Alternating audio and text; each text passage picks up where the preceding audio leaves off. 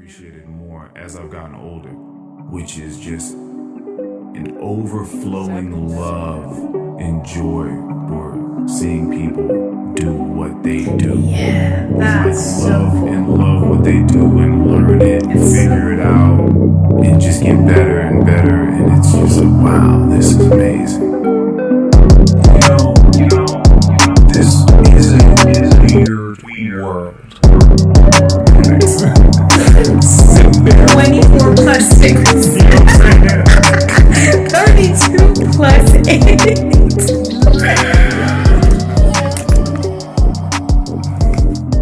I should say that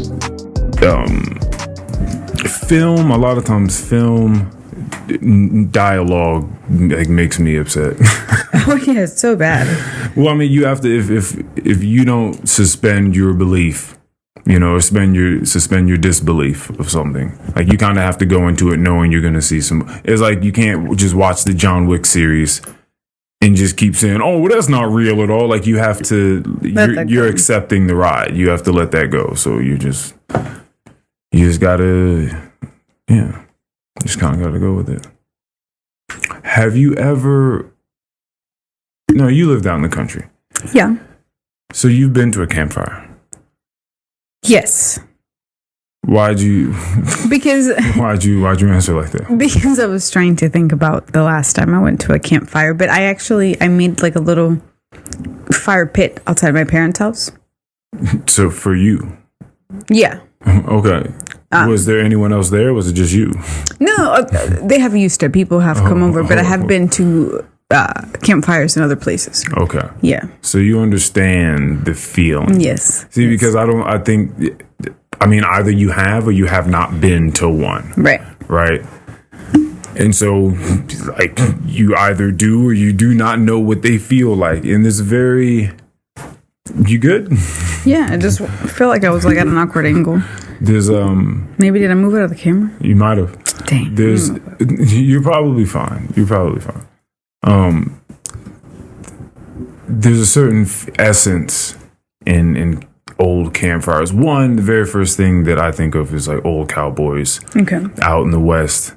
That's funny. Gunslinging and then setting up camp at night. Maybe they got a dog, a horse, and like two other niggas. And they're just out there eating beans, looking up at the stars, telling stories. And then personally, I think of going to camp when I was a child and being, part of your camp group, your cabin mates, and being out in the woods and roasting hot dogs, marshmallows, making s'mores.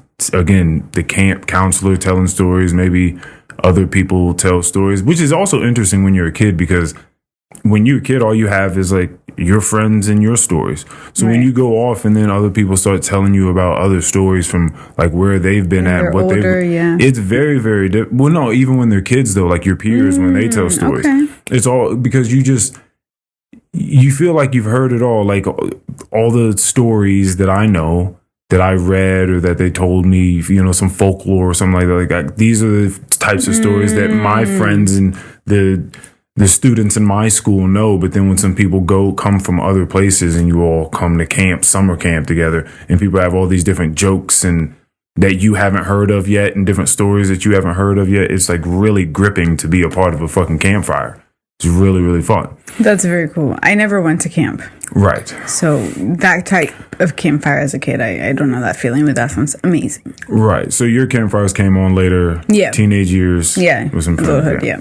Yeah. Either way though, but you get kind of the feel of it, and so that's kind of what I'm talking about. Yeah. No, that's awesome. Yeah. It's just facilitating one of those types of deals. Yeah. No, that feels really, really nice. Yeah, again, this like feels like another entity of the house. Like every time that I have sat here and put on these headphones, whether recording or not, this feels like its own separate place. Mm-hmm. Like I forget about it. No, it's quite nice. It's welcoming, warm, exciting, all these different colors and pictures. It's a very, very cool place to come to. I'm very happy that you feel all of the great things that you do about this place. It's very fun to hear. And shout out to my little sister. Yeah, for sure. For deciding that she was going to take over the TikTok. And just she's good. Yeah, the girl's good. These young kids, man. Wow, it's amazing. They'll just whip some shit up for you and drop it on you. In minutes, there's like a mini production, 1 minute long. You just made a tiny little movie. But it's also so interesting that just on your phone, you can do stuff like that. You can do stuff like that. Like truly cutting, like the post-edit game on your phone is insane. You can do so much. You can capture the film. You can edit the film. I know that I'm a little old in things that I say sometimes, but like the other day I was out and I often for some reason don't have my card on me, but I do have it on my watch and I do have it on my phone.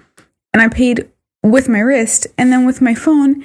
And then I paid with my wrist the second time. I was like, whoa, like what is my life? Like I'm just tapping my wrist at the gas station, like to get gas. Right. Like that's so crazy.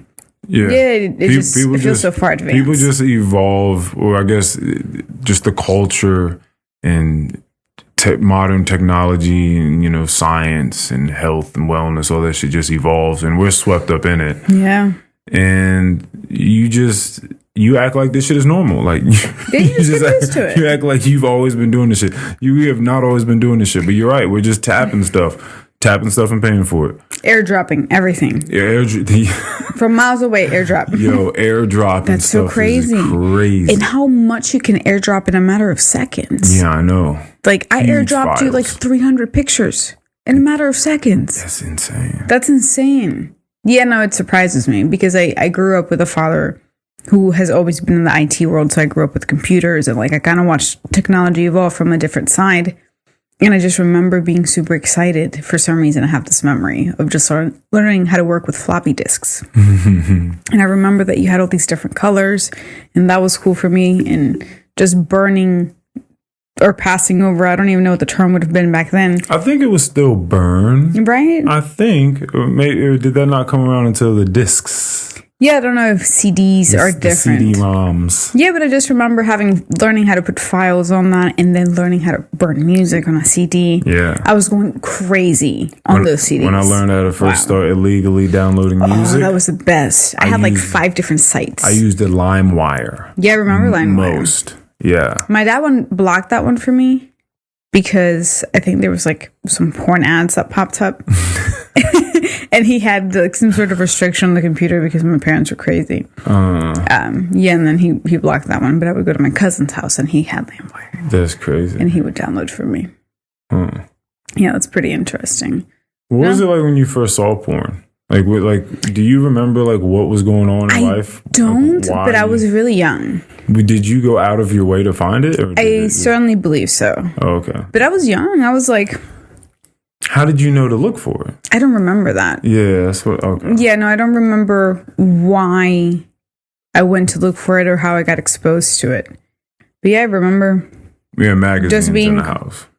Oh, we did not have that. Yeah. I think Julian must have either ripped it off my dad or he found it somewhere. Crazy. Magazines are funny. And brought like a Playboy... That's quite old. Magazine home. Yeah, for sure. Yeah.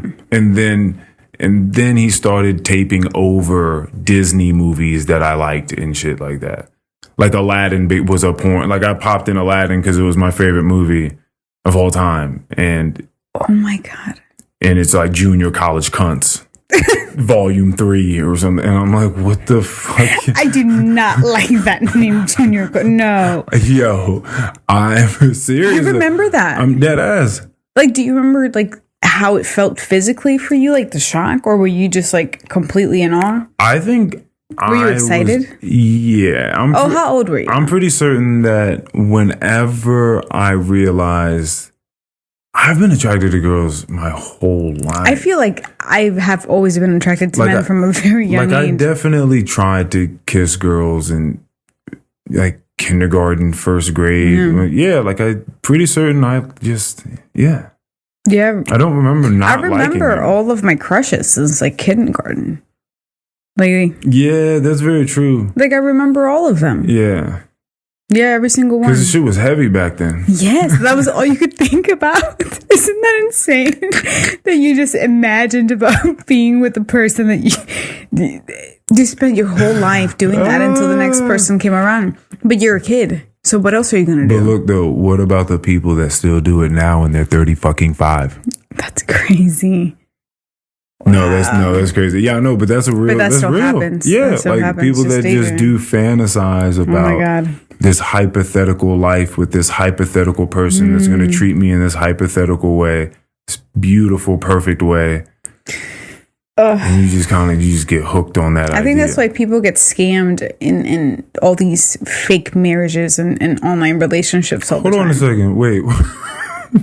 Wait a minute. Tell me about fake marriages getting scammed. What are you talking about? Well, have you heard of the show 90 Day Fiancé? I feel like I've certainly talked to you. I know that like sound like that. Well, because I feel like there's some that are similar, but what is it about? Well, it's just people that meet. So let's say that I'm from the States and you're from Morocco, and we file for a visa, and usually the person from I guess it doesn't matter. Either way, one goes to the other's country and they have to get married in those 90 days. If they don't get married in those 90 days, the person with the visa has to go back home. And then if they do get married, they get to stay. But if you marry this person, you are legally responsible for them. I definitely am probably wrong, but I think it's 10 years. Like when you say responsible for them, like you're taking on, legally, this is sort of your, what would you call them? Right. Because they're coming here for you. So now you sponsor them in a way. Right. But I think it's for 10 years, maybe less. But you're responsible for way too long of a time. Yeah, for sure. I know that's usually the deal. But yeah, I watched the show many, many times, and people just have, it blatantly looks like the most ridiculous thing in the world. But what's fascinating is that the people in the show are real people.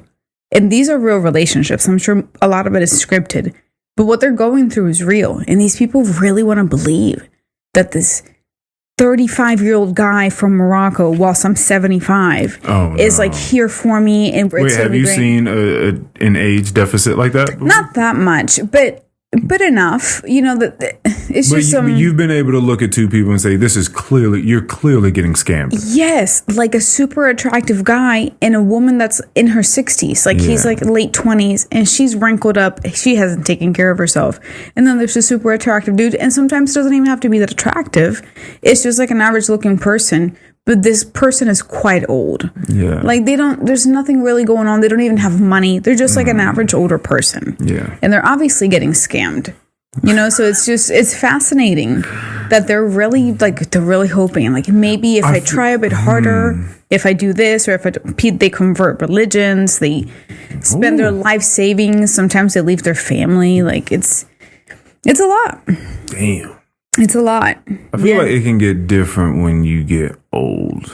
When you get a little bit older. I feel like you're losing time. You know, like it's like not, like everybody doesn't have to feel like their life sucks if they're older and they're by themselves, like they're still single. But I think that it can definitely get at some people. Yeah. Remember when we were at the place we were eating at last night? Yeah. And at that place last time, this lady pulled up right next to the fire and we were going to leave. And, you know, she was taking some selfies. She was probably how old? I'd say like late 50s, early 60s. Late 50s, early 60s. Probably late 50s. I'm going to go with that. And she, you know, she's up there, she's taking some selfies of herself. She's got a glass of wine. But like once that phone got put away, she just kind of, you know, put her hand down on her thigh and just started looking around. Yeah. And there are a lot of different types of looks. You know, it's not to say that you can't be alone and just be looking out. But there's a certain type of look. You could just be looking up and just be looking grateful or just relax or just calm. Relax, calm. There's so many different ways, and then you can kind of be looking longingly. That's the perfect way to put it. That's kind of how it seemed to me. Kind of lonely, yeah. And then we just started coming up with things because we don't fucking know. Like she could be going home to her family that she had. Like, we don't know. But in that moment, it just makes you think,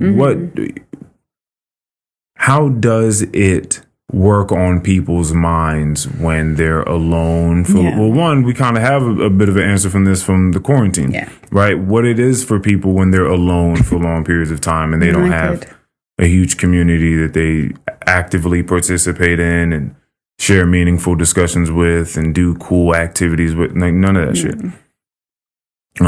So you just kind of have to think about like all those people. Shit probably gets rough when you get a little bit older.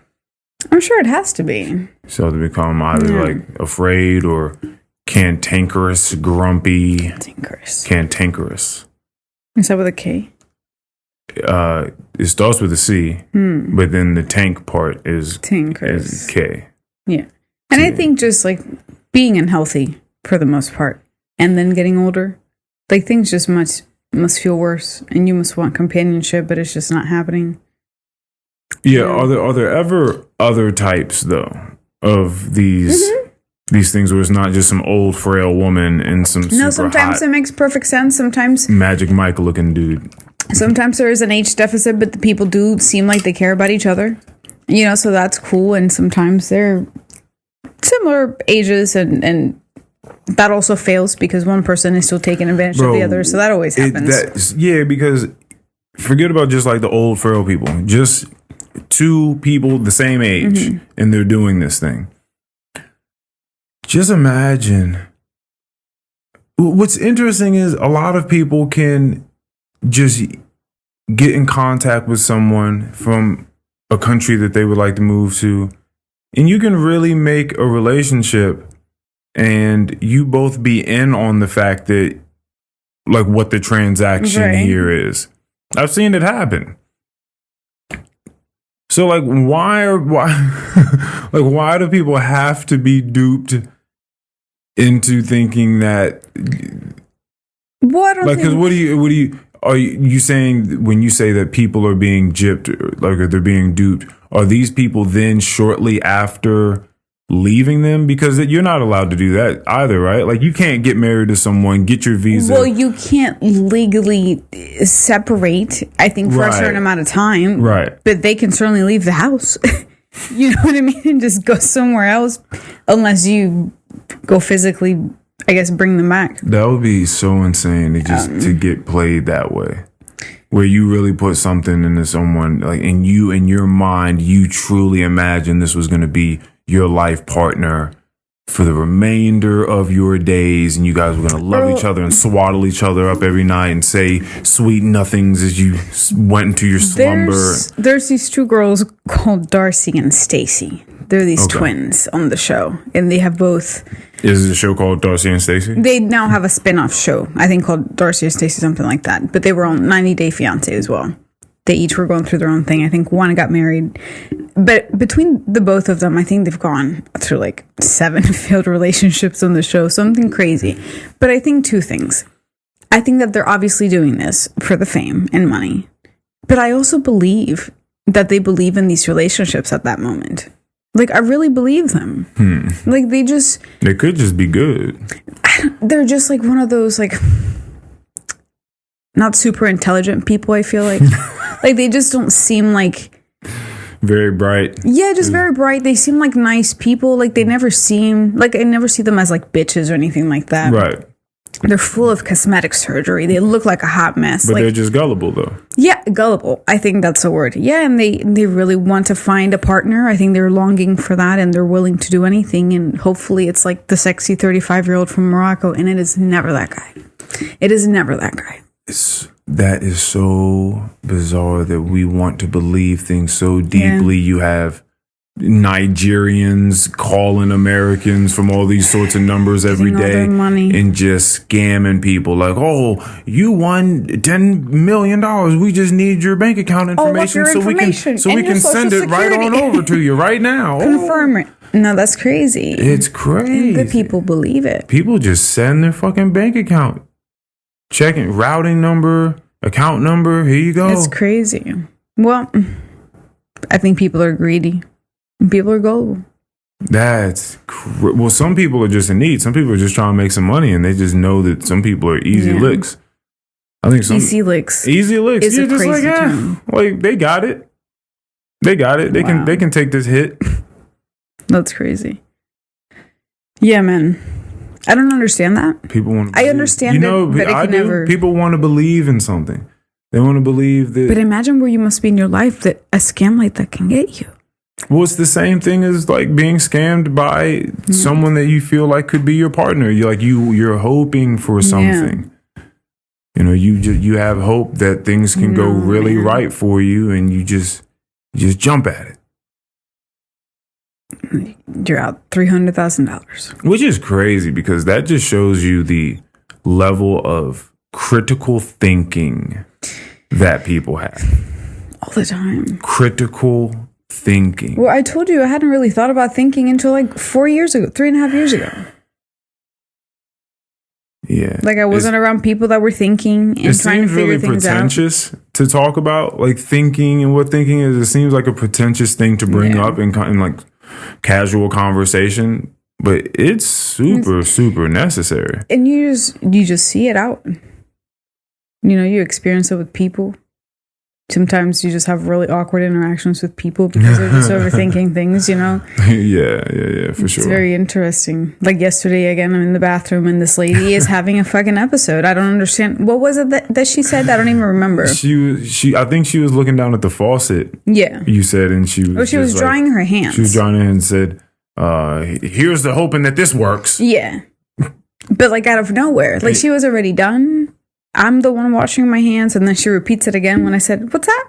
And then she just like slams her paper towel in the trash and then walks away. I'm like, what happened? Like slamming paper towel in a trash can is not at all satisfying. No, it's just not one of those. It's just things. Like a poof. Like you don't even feel it. Yeah, it's not. It's satisfying. Not fun.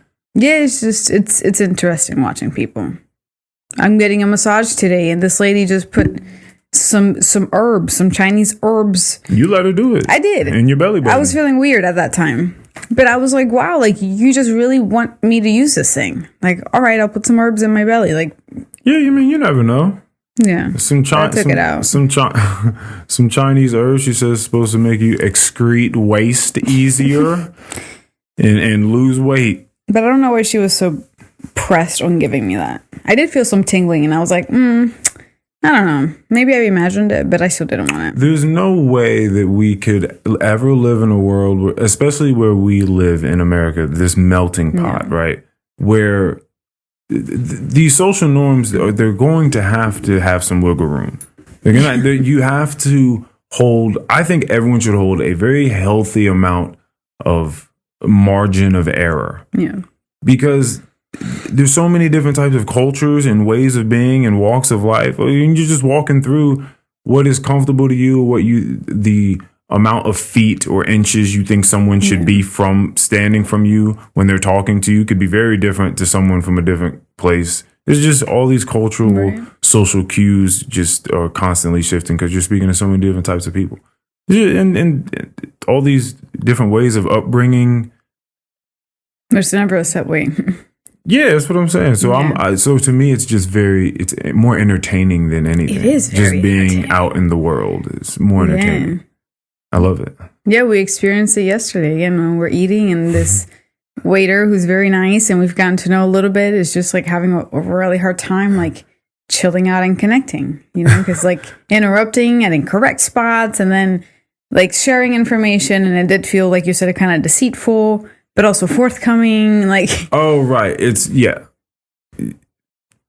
often... So here's what'll happen.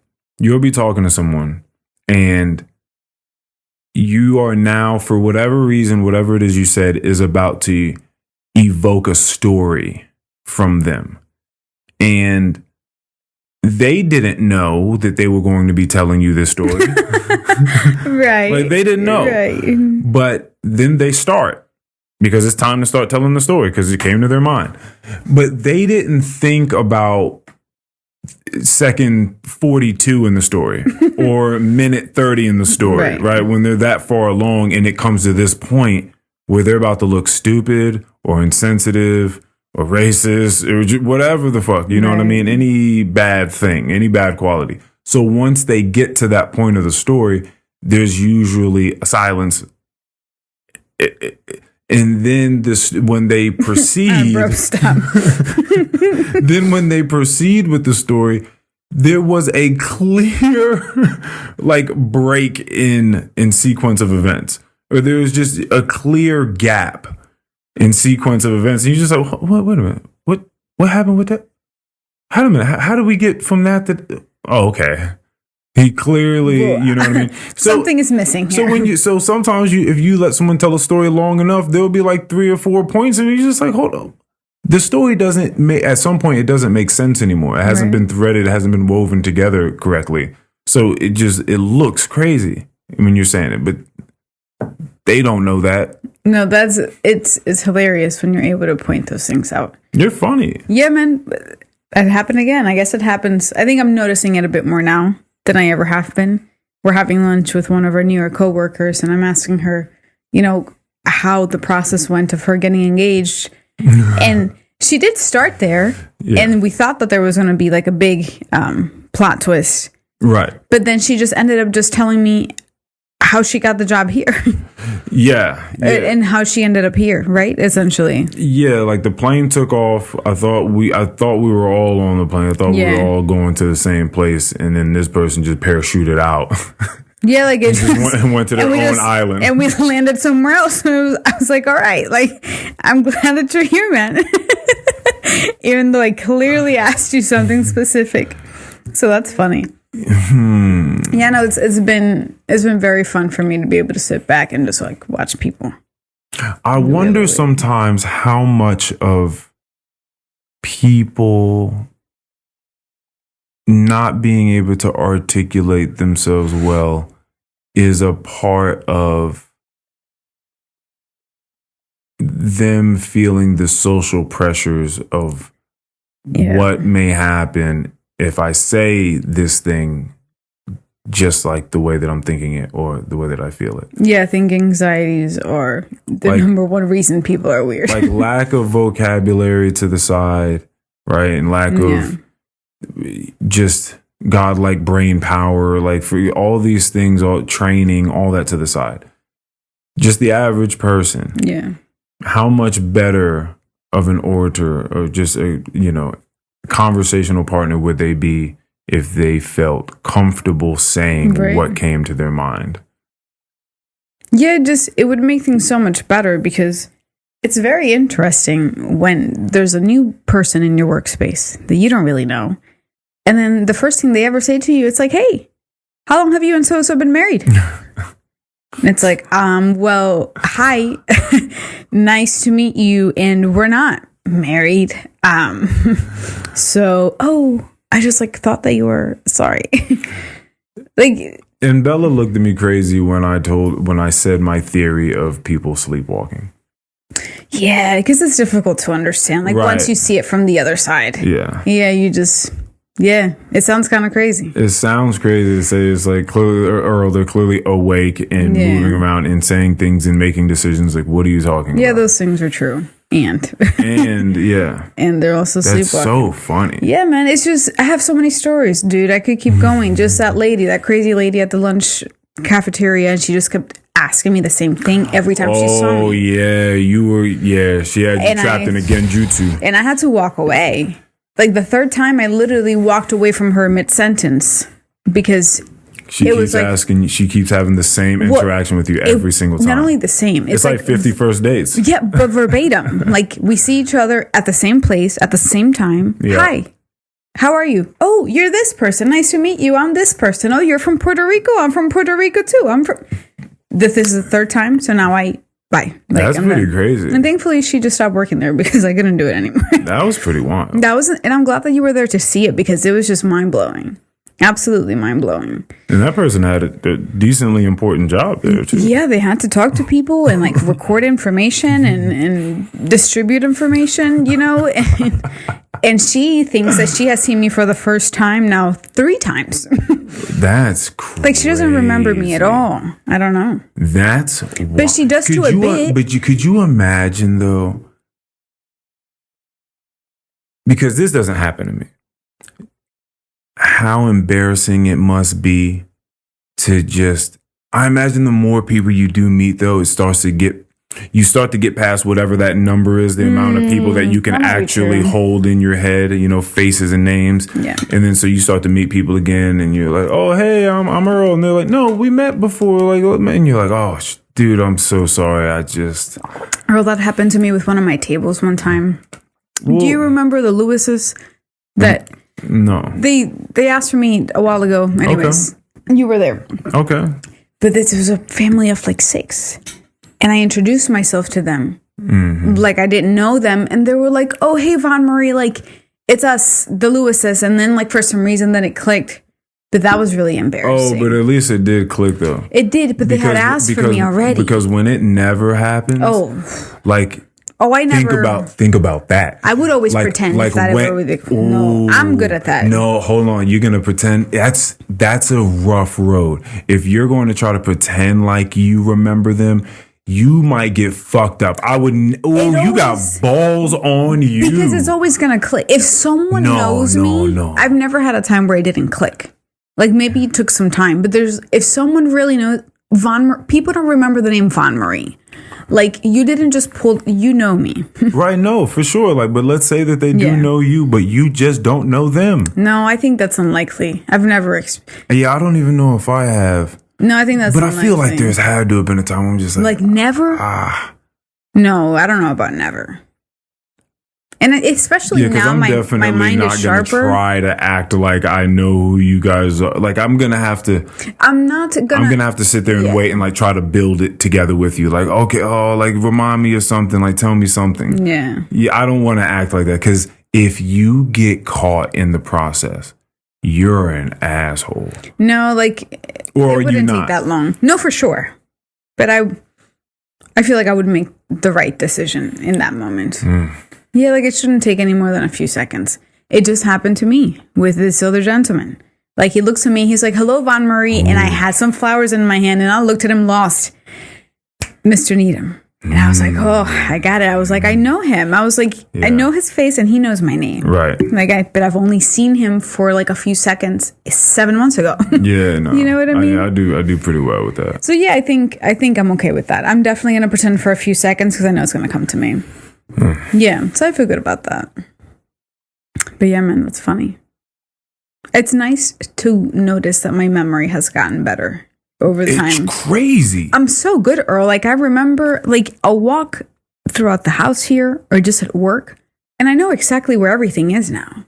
Like, I can recall it everywhere. I'm like, oh, it's in this corner here. Like, when I pass by, I saw it. Well, you also place everything, too. Well, yeah, but, like, you know, I'll move things around throughout the weeks. Like, the house is really clean, like, one day. Yeah. But other than that, yeah, I feel really good about that. Yeah, like, I have no... issues, I think, recalling most things. I purposely don't write things down. That's that's a bit crazy. Well, no, because I think, okay, let's take it like this. You and I learned some level of math in our lives. Yeah. Right? Think about the best you ever were at math. Yeah. That had to have been probably what? 10th, 11th grade, probably somewhere in there. 12th grade probably started to fall off because now you're a senior. You don't care. So let's say 10th, 11th grade. Probably same for myself because I wasn't going to class my senior year. I just stopped going and started going to basketball class. Think about that in comparison to the mathematics that you can do right now. Not good. Right? Not good. Absolute trash in comparison, correct? Not good. Right?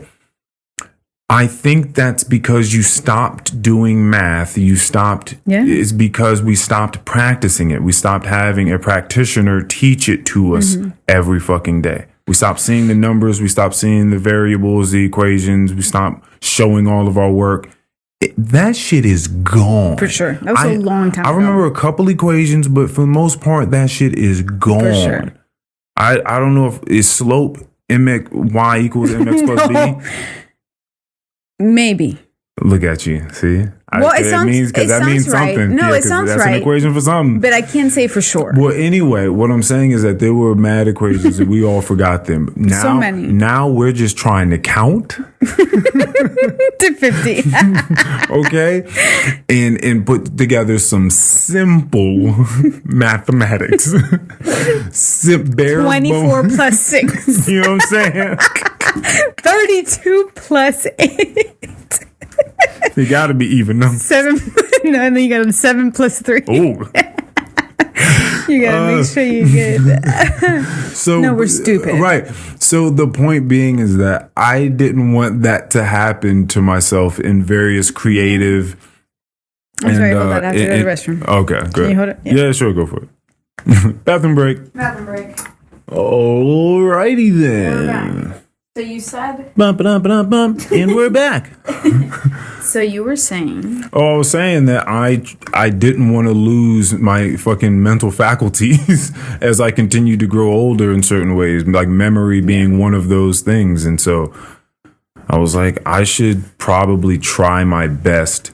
Like when we were young, I was memorizing people's emails, memorizing people's phone numbers, cell phone numbers, and house phone numbers, various people. I still memorize some phone numbers. It took me till now to memorize yours. Which is why I'll just do random shit like remember my, your, and Duty's license plates number. You are license plate numbers. No, your memory's fascinating. Like I just try to remember things. I try to look at things and just remember them. I just try to do that constantly every day.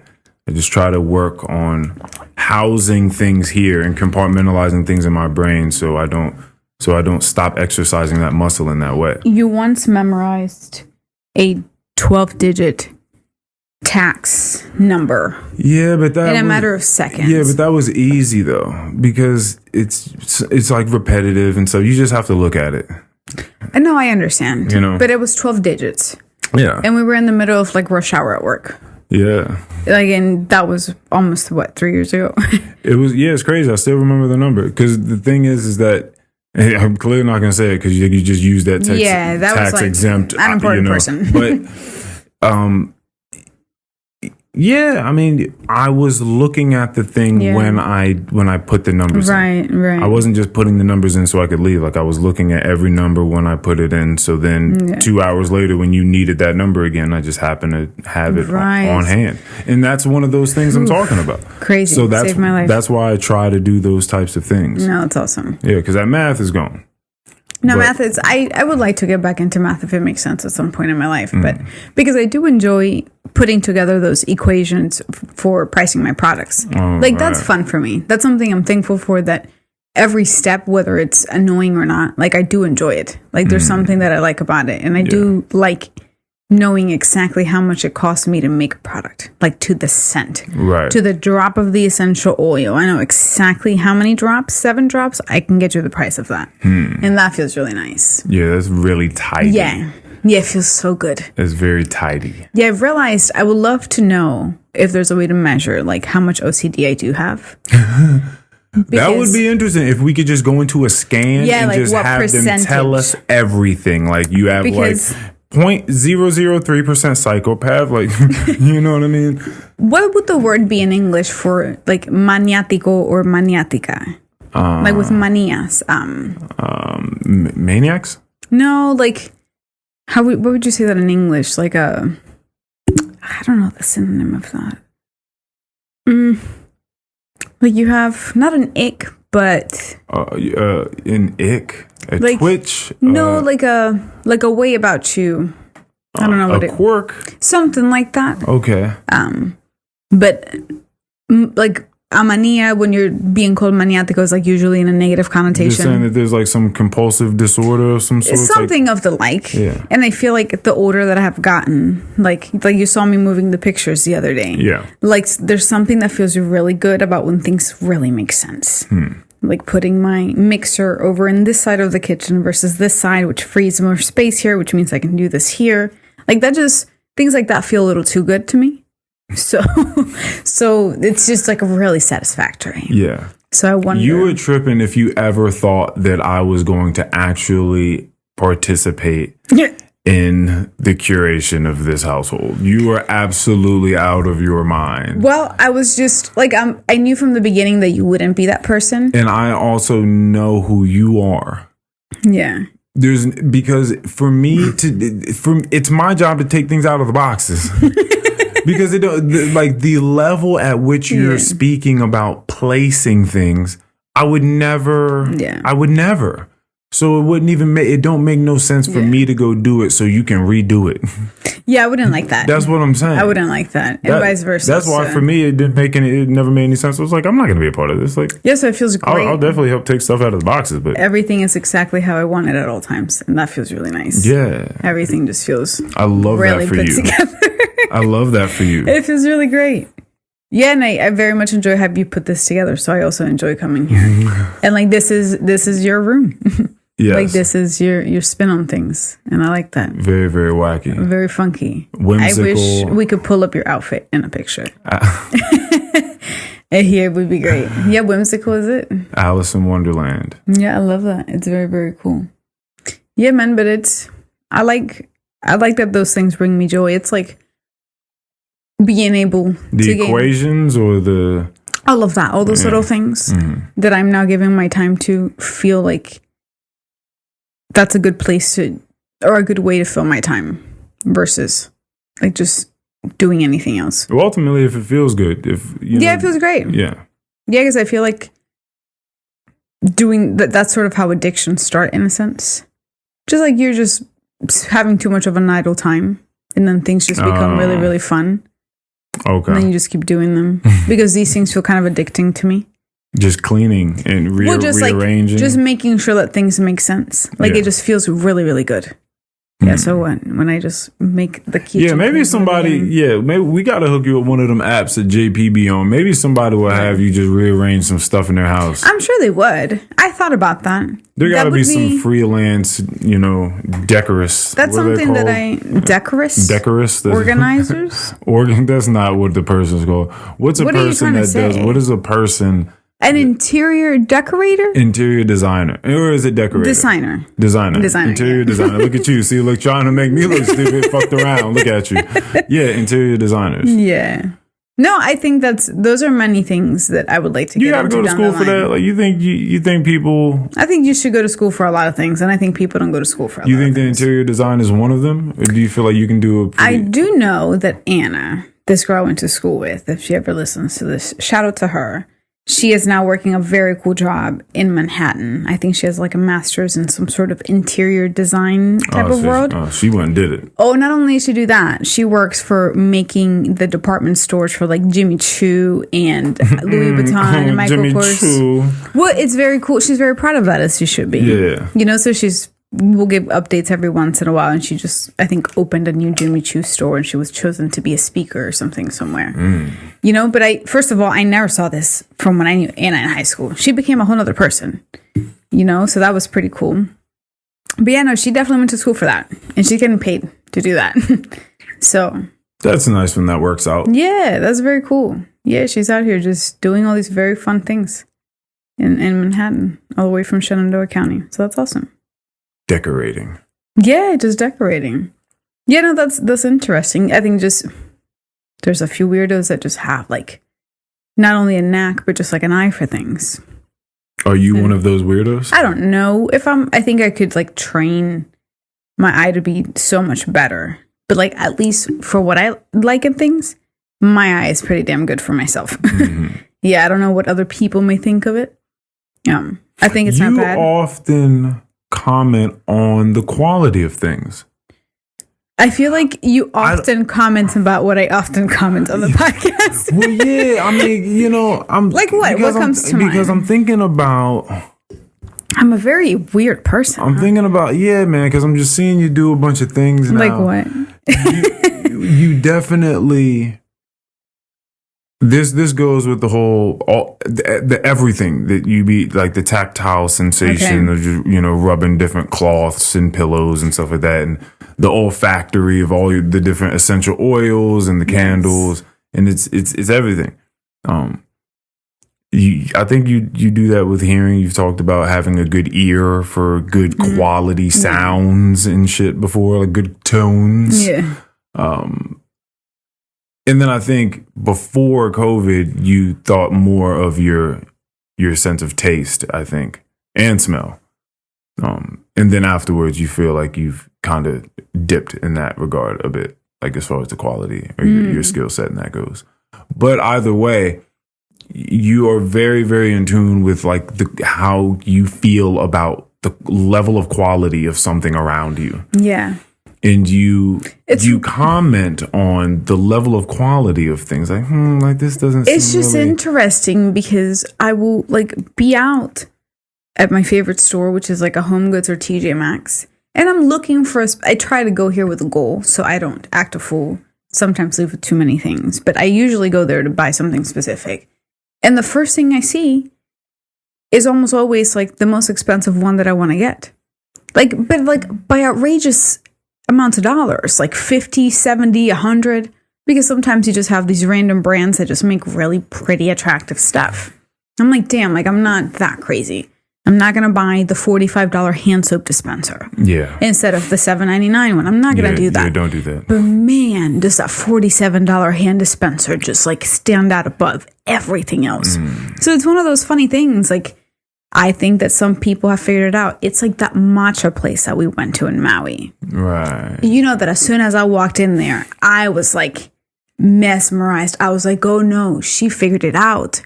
Like, she knew exactly how to target not only matcha, but just like the store in this precise location. It was just so minimalistic and so gorgeous and so sleek and open, but small at the same time. Right. She killed it. She killed it. Her merch was great. Her little setup, how we watched her make the matcha. She had a beautiful person sitting back there. She was gorgeous. Her smile, everything about her. And just her whole energy was great. And she's like, back there with a fucking molcajete, a fucking mortar and pestle. Yeah. And they just out there just grinding up matcha. And everything precisely in the right temperature for the matcha. It's one of those types of places where she has an eye for that. If you walk into it, whomever, if ever there's someone causing a fuss in there, I feel like everyone would look at that person like, what are you doing? Like, you don't belong here. Yeah, like this ain't that. Yeah, like, you need to go. Yeah, that's probably, I would say that to a person. I love those spaces. Those spaces need to be protected. We're here to have a good time and relax. Yeah. Like, what are you doing here? Just look around someone. It's just so like the fucking weed shop that we had walked into. Like, for sure. Like, for someone to come in there and be making a fuss, or as he said, well, there was that guy that stole from him. Yeah. But just to come in there and like make a fuss or anything, it's like, what the fuck? But at a department store, you expect that. You expect to see someone screaming at someone. Someone's always yelling some wild shit. That's funny. Just talking too loudly on the phone, yelling at a poor 16-year-old girl who has nothing to do with what you're mad about. Like, just crazy. And the holidays get weird. But yeah, no, it's amazing. I love being in spaces where other people have figured out their niche. It's such a cool, it's so nice for me to see. I love it. Yeah. Because it just feels just fulfilling for me to be there because I get the vision. Like, I understand what you're saying. I get and it's been more and more as I've gotten older. This has been another one of those things that I've appreciated more as I've gotten older, which is just an overflowing love and joy for seeing people do what they do. Yeah, that's and like love so cool. And love what they do and learn it and figure it out and just get better and better. And it's just like, wow, this is amazing. Yeah, it's awesome. This is beautiful. You really took the time to figure this out and put it together. And you got better. All those, yeah, because we don't see the whole story, right? Right, we'll never know. You never know what it was going through somebody's mind, that idea and the things that they had to, the demons that they had to fight to get it popping, you know, whatever, maybe financial risks that they had to take that were big ones, like this needs to work type of risk. Right, we have to do this. You know. We need however much money.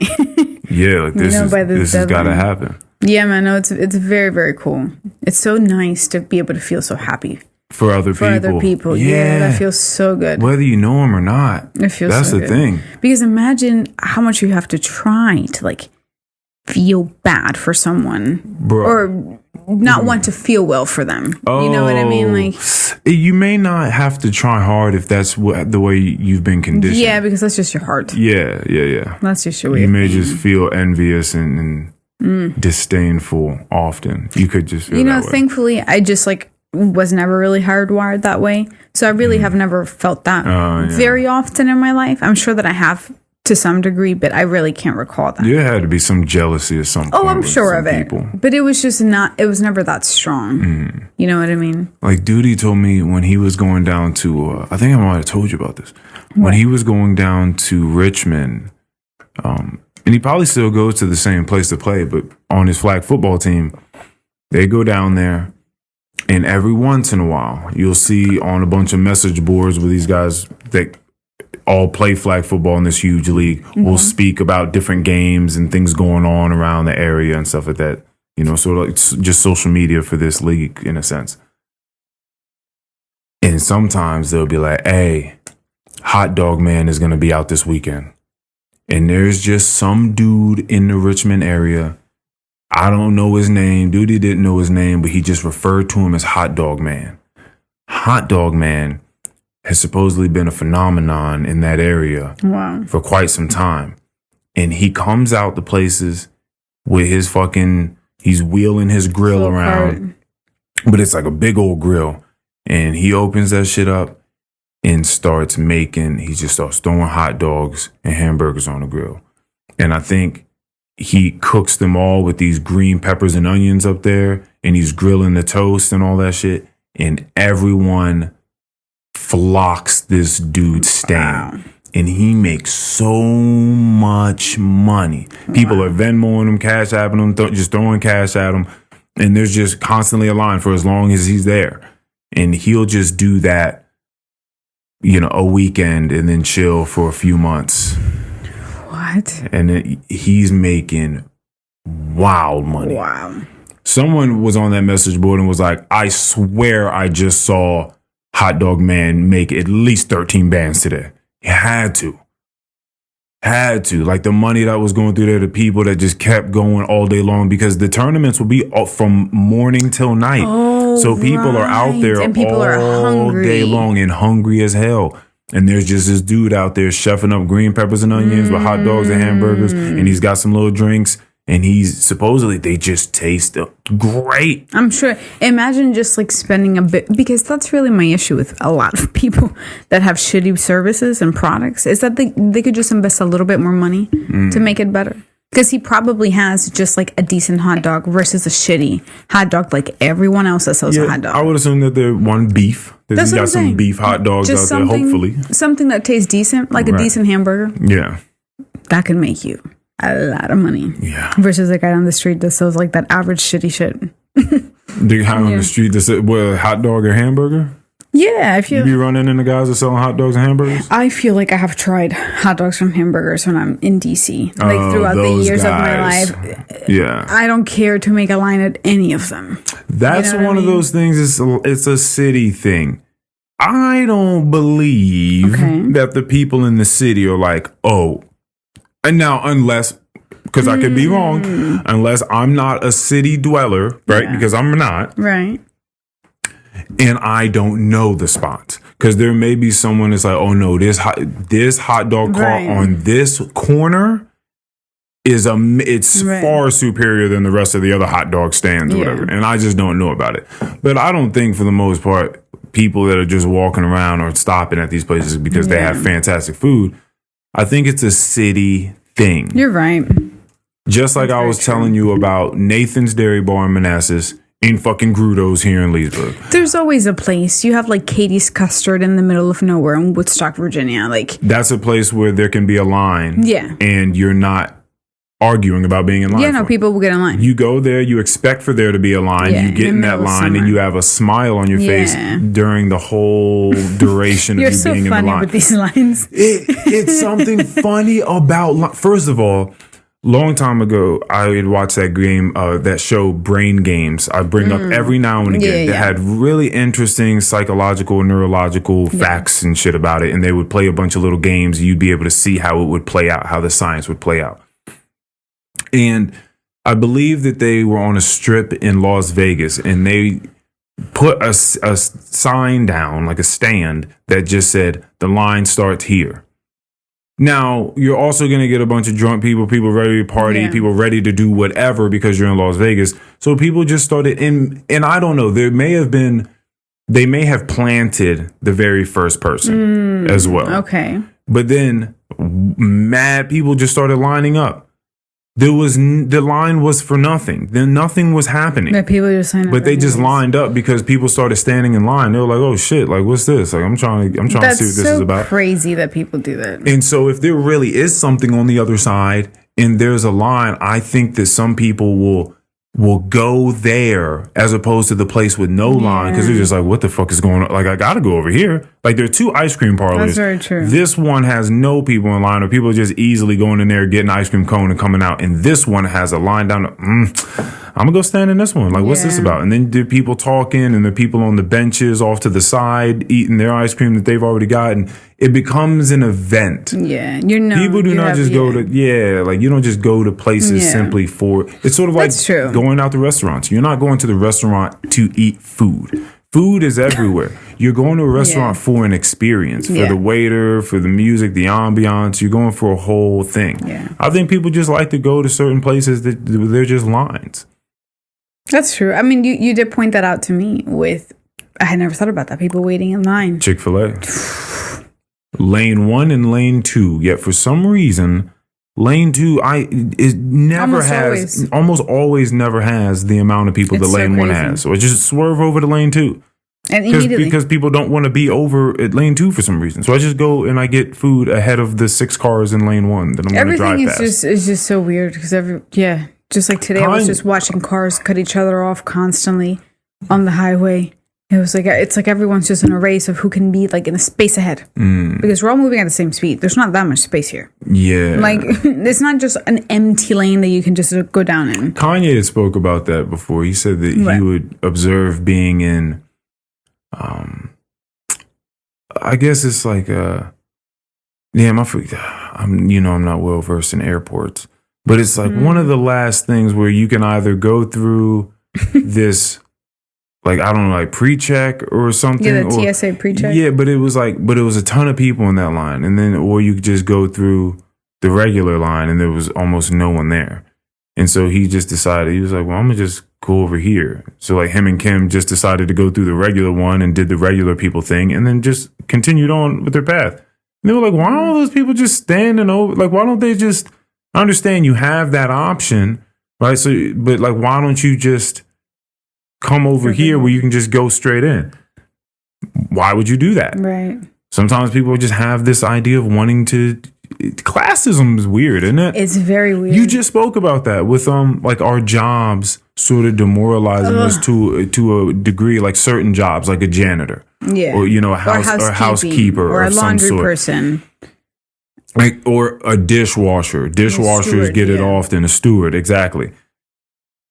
Like a lot of those people sometimes walk around with the cloud over them, or they walk around with, like they're not supposed to be seen or to be there. That's what I should have said. They walk around with a subordinate demeanor. I don't like that.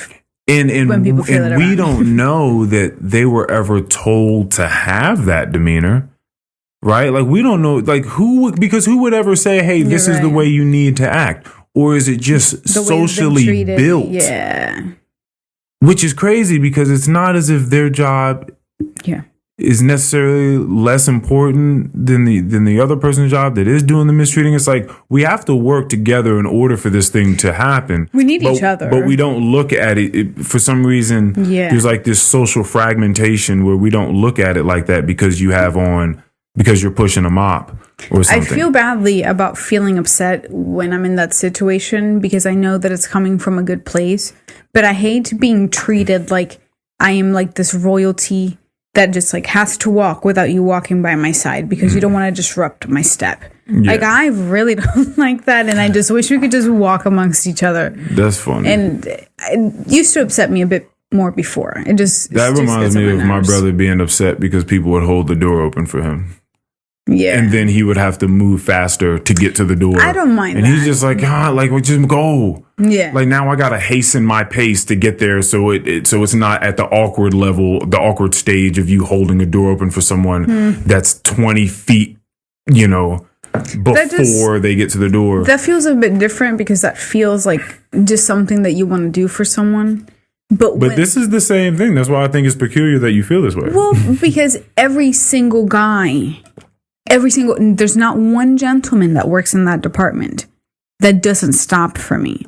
So it just feels like this is like an unspoken thing that they do, and I see them do it to all women, pretty much. I think it's like a courtesy for women. I think that's what people call chivalry. Is it? I think so. Or do you feel as though I'm supposed to be like of higher stature than you? I mean, I don't know. We don't know. It doesn't. I guess it just feels a bit different for me. It feels like it's coming from like a weird place. Yeah, that's my only issue with it. But I mean, it definitely. It's. I feel honored. Yeah. It's very nice. But yeah, I don't like having those relationships with people where you feel nervous or scared of looking at me because you wear a certain type of uniform. I know, but it's not necessarily up to you, right? I know, it's not my decision. So that's the whole thing that's fascinating about it is how that social structure just works on them. Always hierarchies, huh? It doesn't matter. It's weird. Yeah. That chimp show that we were talking about was amazing. The way they displayed that. Yeah. It was just fascinating to watch us from another lens. So crazy. So crazy. Yeah. There's always someone trying to be in charge and someone trying to take the other one down, and just weird relationships amongst people. It's very interesting. Sometimes it's very necessary for people to step up. Yeah. Right. And to do something. Agree. And then and I think that's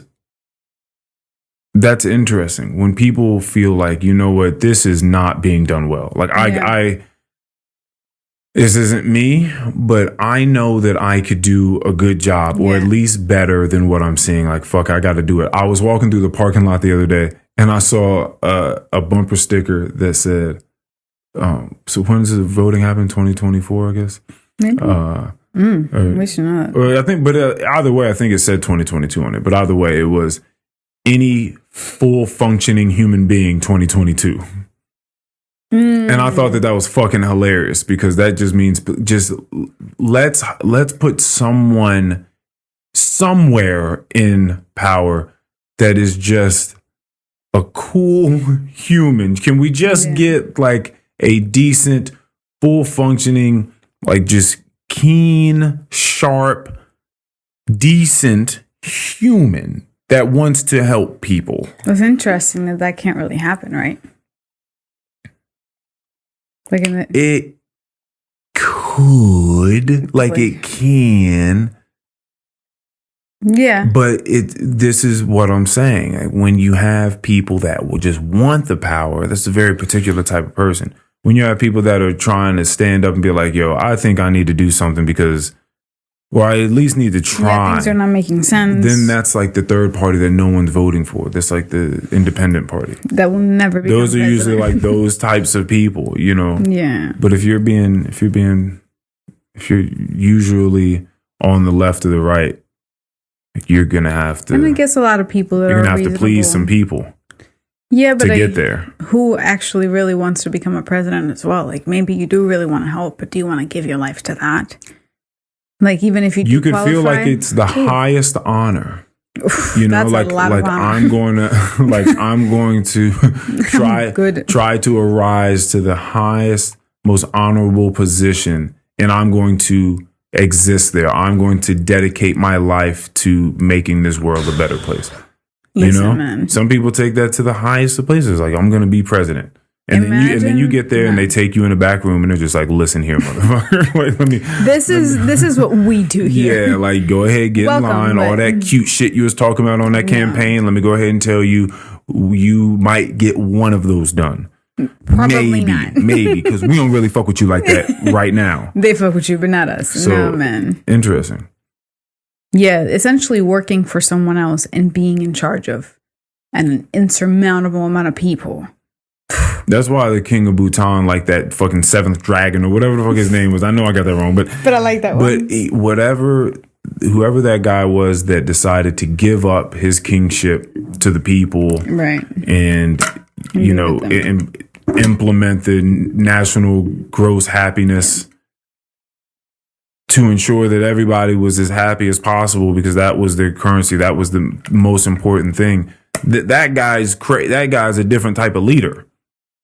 He's different. Same thing with the guy that lowered his paycheck to $70,000 so everyone could make a living wage. Like, they exist. That's enormous. That's enormous. Exist. Those things exist. I think there's people, some really gold people out there. like because I'm not the type of person to say that capitalism is bad. We clearly all reap the benefits of capitalism, right? Like, look at everything we have here right now. That was made available to us, brought to us by capitalism. But there are definitely things we can do to continue to refine it and just refine our relationship with it. And when you and I have talked about business models, we've often talked about them being in the spirit of making money, generating as much money as possible, more money than last quarter, more money than last year, right? How can we do that? And just surfing the economy while you're trying to fucking, throw darts at the same time. But if that wasn't your mission, if that wasn't the model, and you were able to find a way to pay your employees, get yourself paid, give a decent product out. That's what Joe Rogan's doing with the mothership. But that's what he's like, I'm not making money. Like, I didn't build this to make money.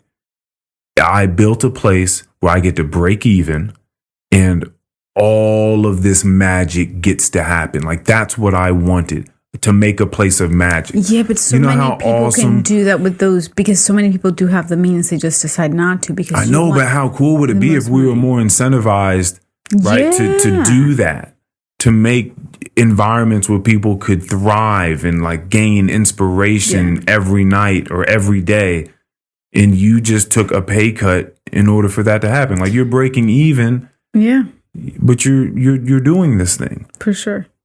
Or you charge a little bit more and you make a little bit of money. Like, whatever the case is. That's really all I'm trying to do with the revamping of my business. I just want people to have access to like nicer things locally, and like to hopefully break even, and then to hopefully one day just make a little bit of money. I know how crazy I sound right now, just being like, just not pushing the limit, because people are probably listening like, nigga, what the fuck are you talking about? Like, no, nigga, we trying to make money. Like, what are you talking about? Just not, you would, because the people I'm naming, you'd have to be in a certain type of position in order to do such. I'm not saying that, just any old body, their very first business, they should just be making it to make no money. Yeah, but definitely don't want that to be misinterpreted that way. Yeah, no, that's appreciated, but I think most people go into business to make the most money, and maybe you do have the means and the skill to do that, and that's great. I think it's also very cool for people who have the means and ability to start something and then just hopefully build on that. And it's tough, because if you're a business and your competition does have the business model of, we will do anything to make more money, do you have to shift with that competition? Well, it depends on what your intention is. If your intention is to also make the most money, and it seems like you have to do this thing, then if that's what you really want to go for, then you should do that. Yeah, it just depends. Always. Yeah, but I think most people usually don't have the right intention when they go into making a lot of things. And that usually shows. Well, no, the intention is probably right. It's probably, I want to make as much money as possible. Yeah. Like, well, that's their true intention, right? That's that is the intention. Yeah, and which is what I want. Yeah. No, that's very true. That's why I always feel so disappointed, I think, with a lot of spaces or people in their craft.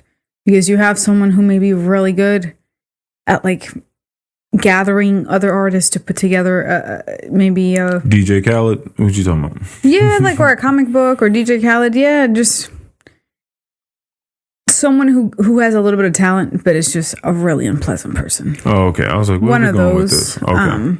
Yeah, or just vice versa, someone who is very pleasant, but just really not talented at what they do, but they just really like it. We talked about it, you know, like the comedian still at the same place 10 years later. Oh, man. That's really sad. Because there's no way you want to be there. Because look at everyone else around you. Like you said that you came up with. This is why people that get fired at their job for terrible performance strike me as very, very interesting. That's a different type of person. But no, because I'm thinking that if whatever it is you're doing, if you just do not progress, I'm trying to figure out how that's the case. Like, how do you do something every day and you really try to put your mind? Because sometimes you just don't get better. What if you're just doing the same thing every day, but there's no improvement? That's what I'm talking about. We know of a certain local rapper who seems to have declined drastically over time. He seems to have like a few decent tracks. You know, some may even say enjoyable. But in my humble opinion, anything that I've heard from him that you have shown me recently has been like really bad. Not like, you know, it could be better. Maybe it's not great. It's like, please turn it off. Like, it's just... That is very fascinating to me. And I think he's one of the people that, you know, it's really... I think it would be crazy to get caught up in the world of trying to become famous. Now, how do you go to practice every day, but you don't get better? What if you don't practice and you're just putting stuff out? Well, is that not practice? Is that practice? Like, you got to record, you got to go through the motions of writing something and thinking... and in tandem with the beat, the instrumental. Like, you have to be practicing this thing as you're creating art. What if you're just doing it mindlessly, so nothing is like really sticking or evolving? Like, you just like they you're truly going through are the motions. Yeah, like you're there, but like you're not, because your mind is not. You don't take it as an art form. You're not really thinking about new ways. There's no muscle memory here. You know what I mean? Like. Well, I was more so thinking about new ways to carve yourself into it as opposed to muscle memory. Like, maybe you have the muscle memory to do everything that you've already done. So you just kind of keep doing the same thing you've already done in various ways. But as far as carving new ways of doing things for yourself. Well, yeah, because what if you're not thinking about carving ways, but you're thinking of like, what is the next hottest line? So like, I don't know. So that book that Shiffy most recently recommended to me, called "Steal Like an Artist" by Austin Kleon, I believe his name was. One, it was well, I mean, for a self-help book, I mean, it seemed pretty primitive to me in a sense, but I've also started reading self-help books like fucking 12 years ago. So it could be very, very profound to someone. And there were certain things about it that did stick out to me. One of them being that Seinfeld, you know, used to, and maybe still does, keep a calendar so he can strike off every day that he does something for his career, or something for his craft, I should say, more so. In that it looks really good when you get to keep crossing through and you can continue to fucking tic-tac-toe your way through, that is fun through a month, people. You know, like you with your list and crossing out items on your list. And what he talked about, I mean, the whole premise of the book is just that nothing is new. You must steal in order to become you as an artist. And it's really just about how you steal and who you steal from and how you, through time and practice, manipulate those characteristics and qualities that you have absorbed from those sources. Right.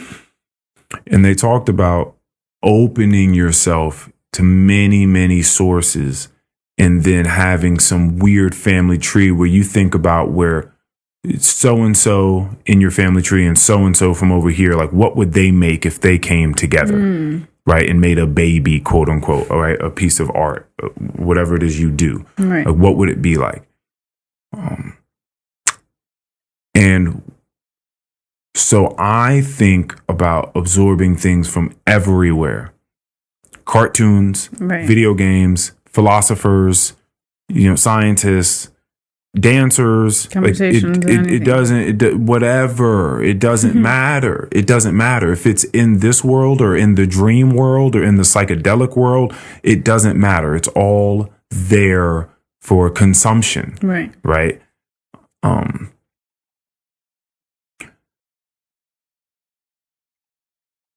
I think in the myriad of ways of opening yourself to all of these different portals, if you will. Okay. Right. I think that allows you, well, clearly just a larger palette, right, in which to choose paints, choose different colors from, which allow you to do more, which on the canvas, so to speak. Now, as a rapper, I've heard rappers make movie references, little like cartoon, like anime references that I would have never thought that they would have made. Book references, novel references, just stuff from all over the place, because a lot of these people are fans of a lot of different things. And I feel like that's beautiful to see. Ostensibly very unfamiliar essences coalescing, having some cross-pollination between very different worlds, I think has always enticed us. I think that's what happened when fucking Jay-Z and Linkin Park put an album together. And when, whole album, right? Yeah, when people started working together like that, it was like, whoa, what's this world? Now that's not so crazy to us. But back when he did it, it's like, what's a rapper and a rock star doing? Run DMC did that. But Run DMC was that, actually. They were, well, no, I'm sorry. Run DMC did that with Aerosmith for the song Walk This Way. Right? Like it was a crazy clash of two different things, but they were both sort of the same in its aspect of rebellion. Right? So like punk rock, classic rock, and rap were all sort of like had that rebellious sort of feeling to it. So this has just been a long-winded way of saying sometimes I listen to people and I can't say what their heart feels like. Yes. But it seems to me that it seems uninspired. Yeah. It just seems like there's a fault, like you turn the faucet off for inspiration, like you haven't been able to find it. Yeah, like there hasn't been anything new there for you. Like you haven't looked for it or you haven't found it. Something's going on. The way I always look at it is you as a conduit trying to point yourself, just like an old satellite dish, just trying to point it in the right way to catch the signal so the fucking TV downstairs works. Like you're just trying to do that. And if you don't find the things that allow you to open up and catch that signal, then you're just missing the signal. But you're still rapping, but you're missing the signal, but you're still rapping. So it's going to sound like you're not really getting anything. Like it's not really coming from a place of like true source, true electricity, It just seems like you kind of running on fumes, but you still doing the thing. It doesn't have to just be rapping. Again, right, whatever craft. Yeah, I don't want to just make fun of this rapper, but that's kind of that's how it sounds to me sometimes. It looks to me when people are doing certain things and they're not really just a lackluster. Yeah. I know way too many people that are just kind of turned off. And just deactivated. Yeah, just like with no inspiration, Like, and that must be life-sucking. I think that may be a bit, to further answer your question, if I didn't already say this before, that this may be a bit of the phenomenon of all of these people saying that everyone they're dating in the dating world is boring. Not just that people feel bored in general about things in life, right? Because that could also be a reason. They could be feeling bored themselves with themselves. Yeah. Right.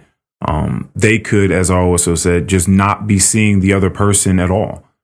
Like not really seeing them, not really taking an interest in them and seeing what is interesting or beautiful about them. Like you just, you're not really there for it. So you're going to miss those things.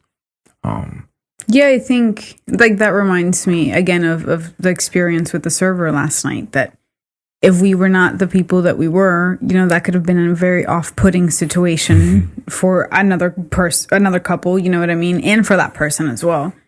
But we were able to speak about it and laugh about it and enjoy the cool moments that were had in that conversation as well, and didn't ruin the moment. Like, I think it could have for many other people, because it could get a little too weird. Well, conversations can go left at any point in time. Yeah. But I think people are just so uncomfortable all the time that it's very easy now for conversations to go left. Yeah. So that's what I think it plays a huge part in a lot of people thinking. There's so many different factors, but I think that a lot of people thinking that, like them being sick, them being single out in the world has, but a lot of it is also like an issue with the self, because everyone feels the exact. It's like I said, like there's same phrase for everyone that's single that does not enjoy it. It has the exact same thing to say. Yeah, you very rarely hear someone say, "Oh, the people are great. It's been like this or that." It just hasn't really worked out for whatever reasons. It's always just like everyone's boring. Everybody sucks. Everyone's dull. It's like, wow, like everyone thinks the exact same thing, because I have, like you do, very good conversations with people, especially of the opposite sex. And I was like, I feel like I would have just a fine time, and I would never say it's boring or not fun or uninspiring or whatever else is said. Yeah, it just seems too extreme. And like you said, I think people are not seeing the other person because they're so caught up in their mind with expectations and whatever it is that they are feeling or not feeling at that time. Yeah, I get that because we've all been on some level not truly appreciating the person in front of us. For sure. Just not seeing them, not really taking them seriously for whatever set of reasons at that moment. And if you take steps out of that, you'll see, oh shit, I didn't know how much I wasn't taking them into account. And I think that that's a huge part of it. Yeah, for sure. I think that's a huge part of it. Expectations, blocking what is truly there. For sure. Just an overall sense of preoccupation. I also think it's weird. I hear a lot of this dating to marry. And I think dating in your early 20s, like that doesn't really come up in your mind very much. And then like your late 20s, people start getting weirded out because you're getting closer to 30. And I think a lot of people unfortunately go into just dates with people for the first time with like, is this a potential husband or wife? Oh, you know what I mean? And that is... Yeah, you're playing the game differently. And it takes years to get to know a person. So, like, the fact that you're starting off with this question at date 1, I think could be extremely detrimental.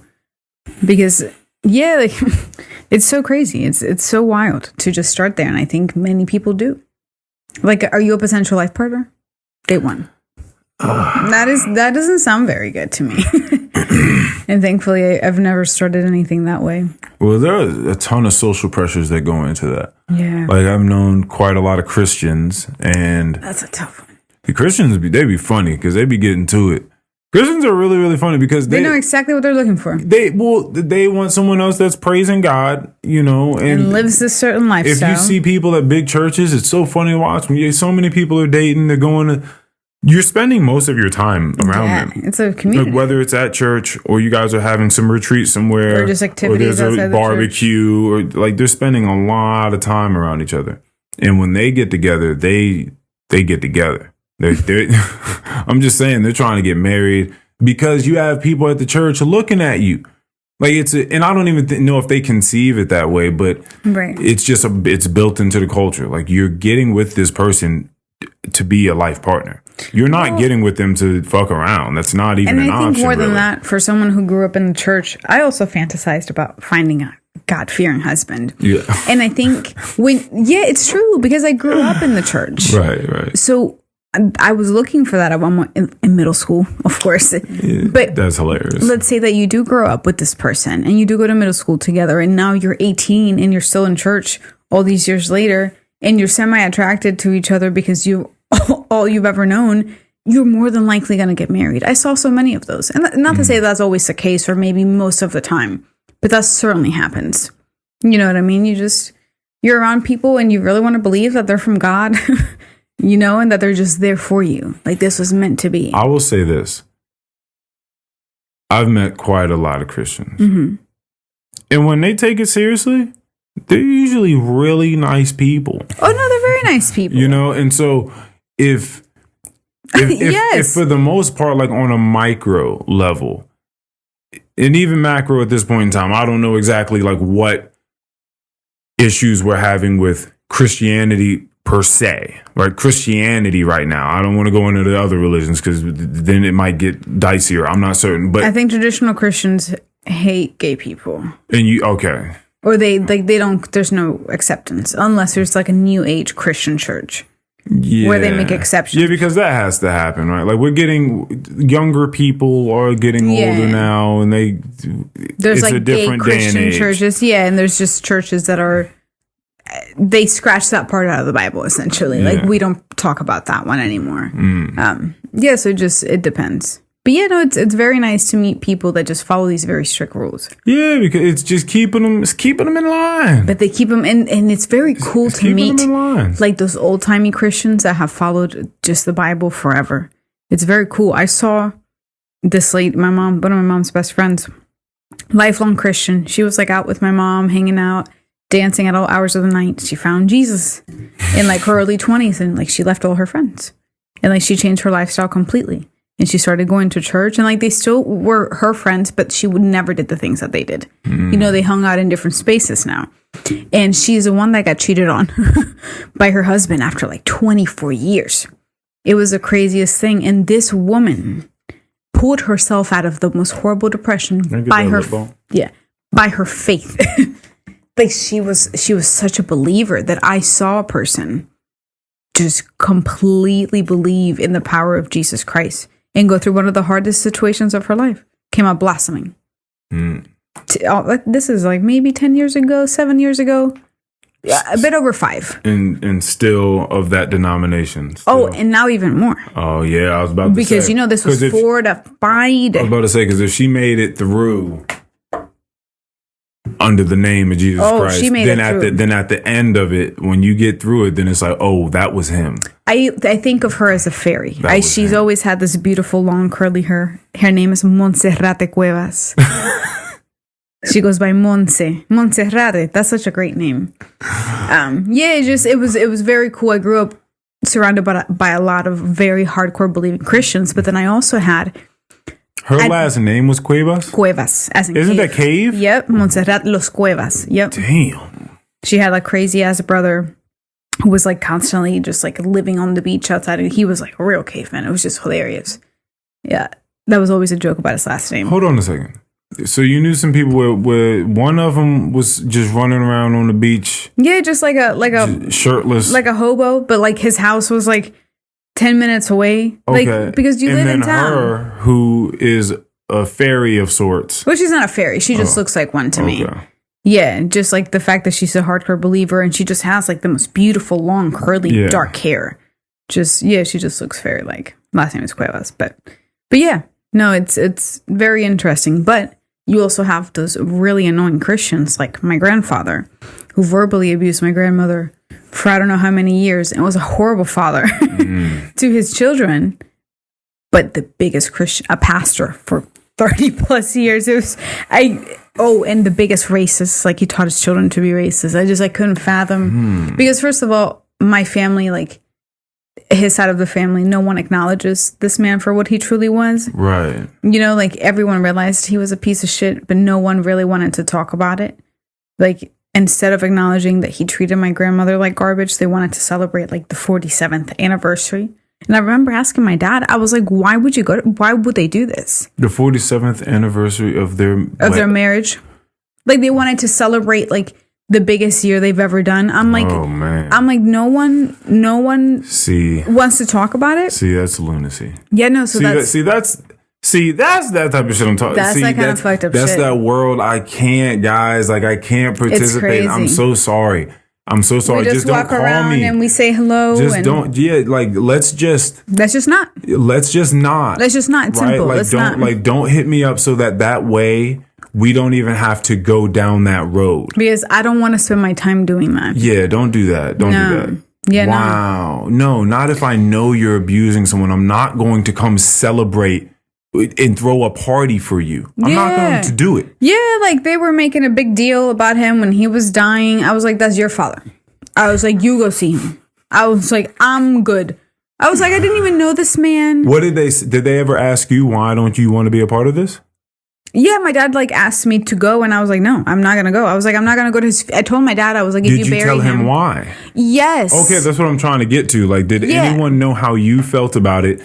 Okay, so someone spoke up. My mother hasn't gone to like a family function of my dad's side for like almost 15 years. Okay, so she's been on this train. My mom has not fucked with them. And it's interesting because my mom has all of these downfalls, you know, and shortcomings with people. And she doesn't know how to read people, but she has always been right about these people. Now, my mother just talked too much shit about them. So I always saw that she was like the shit talker. Oh, you didn't believe it because it was so superfluous. Well, there were parts that were just so apparent, but I also thought that she was just exaggerating and just living in a hyperbole. And then the older that I got, I'm like, oh, she was completely right. She was just super not eloquent about the way that she delivered this information to her child. So it just seemed like she was a hater. Yeah, it just seemed like she was a hater, but she was absolutely right. Yeah, she never cared for my grandfather. It was interesting. My grandmother wrote my mom a letter after my grandfather died and apologized to her. Because they didn't accept. Sorry, this feels kind of weird for a second. They didn't accept my mother at first. So I don't know how we got here, but this is interesting. My mother was married before she met my dad, and then she got a divorce. But since they were so hardcore Christians, they don't like that. Not only is my mother not a Christian, like she kind of believes in Jesus, but she's certainly not religious. She's not practicing nothing. She's never practiced religion. Yeah. So not only was she not a Christian, but she had already been married. And she was 7 years older than my dad. So she's tainted cougar. Yeah, she was tainted, just nasty godless fucking cougar. They just like got my dad's attention. So she was always like an outcast.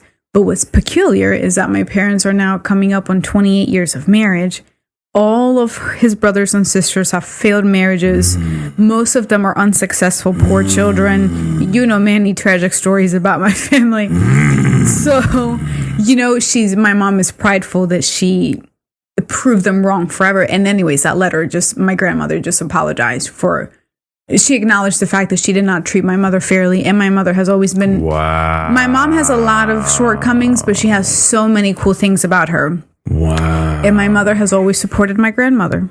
And she has always like told her, like, leave that fucking guy. Like, so how many years has it been since? My mom has been in their lives for like 30 plus years. So she sent her a letter after. This was when Fabe died. So this was 2020. So 30 years. So after 30 years. Yeah. My mom got a letter. Yeah. She got a letter. I have expressed something a while ago to you. I was speaking about this thing that you can only experience as you get older. There's no other way. I love getting older. Yeah, there's no other way to experience this. It's knowing people and then just seeing how that relationship develops throughout years and years, right? 5 years, 10 years, 15 years. And the things that you learn about people, the way that people will tell you that they felt about you at some point in time. And you get more and more of the whole picture. Yeah. The more people come to you forthrightly about these things. For someone to send you a letter 30 years in a game of knowing you and y'all never really got along because she didn't really fuck with the way that you were living your life, but wanted the best for you ultimately. Well, she didn't fuck with my mom because my grandfather didn't fuck with my mom. Right. My grandmother has always been a sheep. Like, these weren't just her beliefs. She believed in everything he believed in because that's the way that she was taught. And as soon as he died, she pulled that pen and pad out and wrote a letter. My grandmother, I think she experienced a lot of anxiety because she, like, her life was this man since she was like 18 and then he was gone. But I'm sure she felt very free. She certainly loves living on her own in her home in Puerto Rico. Like, she's back home. Like, she's relaxing, minding her business. Like, people take her out whenever she needs to go out. Oh, my God. Could you He was just so horrible, the Earl. liberty. I remember going to my grandma's house and... You ever think she was waiting for him to die? I think secretly. I used to joke with her. We had a real conversation a few years ago outside. And he was pretty sick at this time. He's had cancer for like the past 20 years and it finally got him. You know, he's been so sickly for such a long time. You laughing on the back end of that is crazy. It's because he's had cancer for it's like one of those ridiculous stories. Like, ever since I was a child, my grandfather has been dying from cancer. Yeah. It's kind of crazy. But I remember sitting outside and I call her Mama Carmen. Her name is Carmen, but she goes by Carmen. And I was telling her, and I was like, how do you feel like you're going to gain your life back when he dies? Yeah, because at this point, like, he was just too sick that he's just like a person on a bed. You asked her, how did she feel she was going to be able to get her life back? Yeah, because now because she was taking care of him. Did she have an answer for that? Well, no, she's like, I've never not taken care of him. Yeah. Like, and that's what she was. So she took care of him as an able person, and then she finished his days out while she was dying as well. You know what I mean? Everything. She did everything at all moments in time. He just like existed. And she took care of the house, the kids, the food, the everything. But yeah, no, I think she's much happier. There's just like, there must be a certain relief of just like not this dark cloud just lurking, asking you, where's the food? Why is it not cooked well?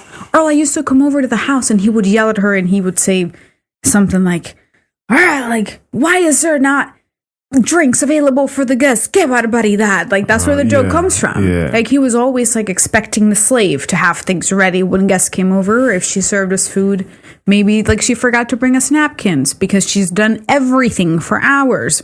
And he was just like, how can we not have napkins like on the table? Give everybody that.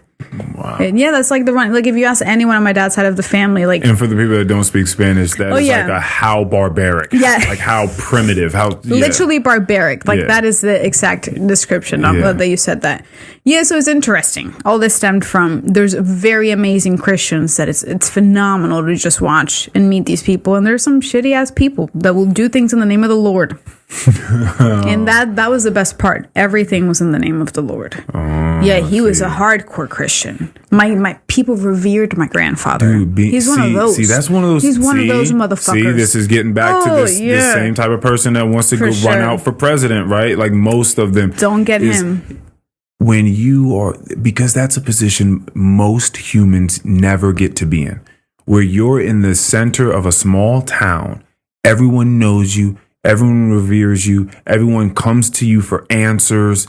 Like, you are the town god. Ugh, I don't like that. The preacher to a small town where most of the people are Christian and come to church and pay their tithes and talk to you and when you confess spend 50, 60 years of your life in the same town and it's just the same people. You all grew up together. You have grandchildren here now. You know what I mean? Like, you know everybody. It's crazy. Yeah, that's a weird place to be in. Yeah, like when we go back home to Puerto Rico, like both of my parents have like an enormous amount of people that know them at all moments in time because they spent 40 years of their life. Yeah, but they're not a preacher at the. That's different. That is the epicenter of like the you said, community. That's God. That's what I'm saying. That's God. That's a different place. And my grandfather wasn't that person, but known enough.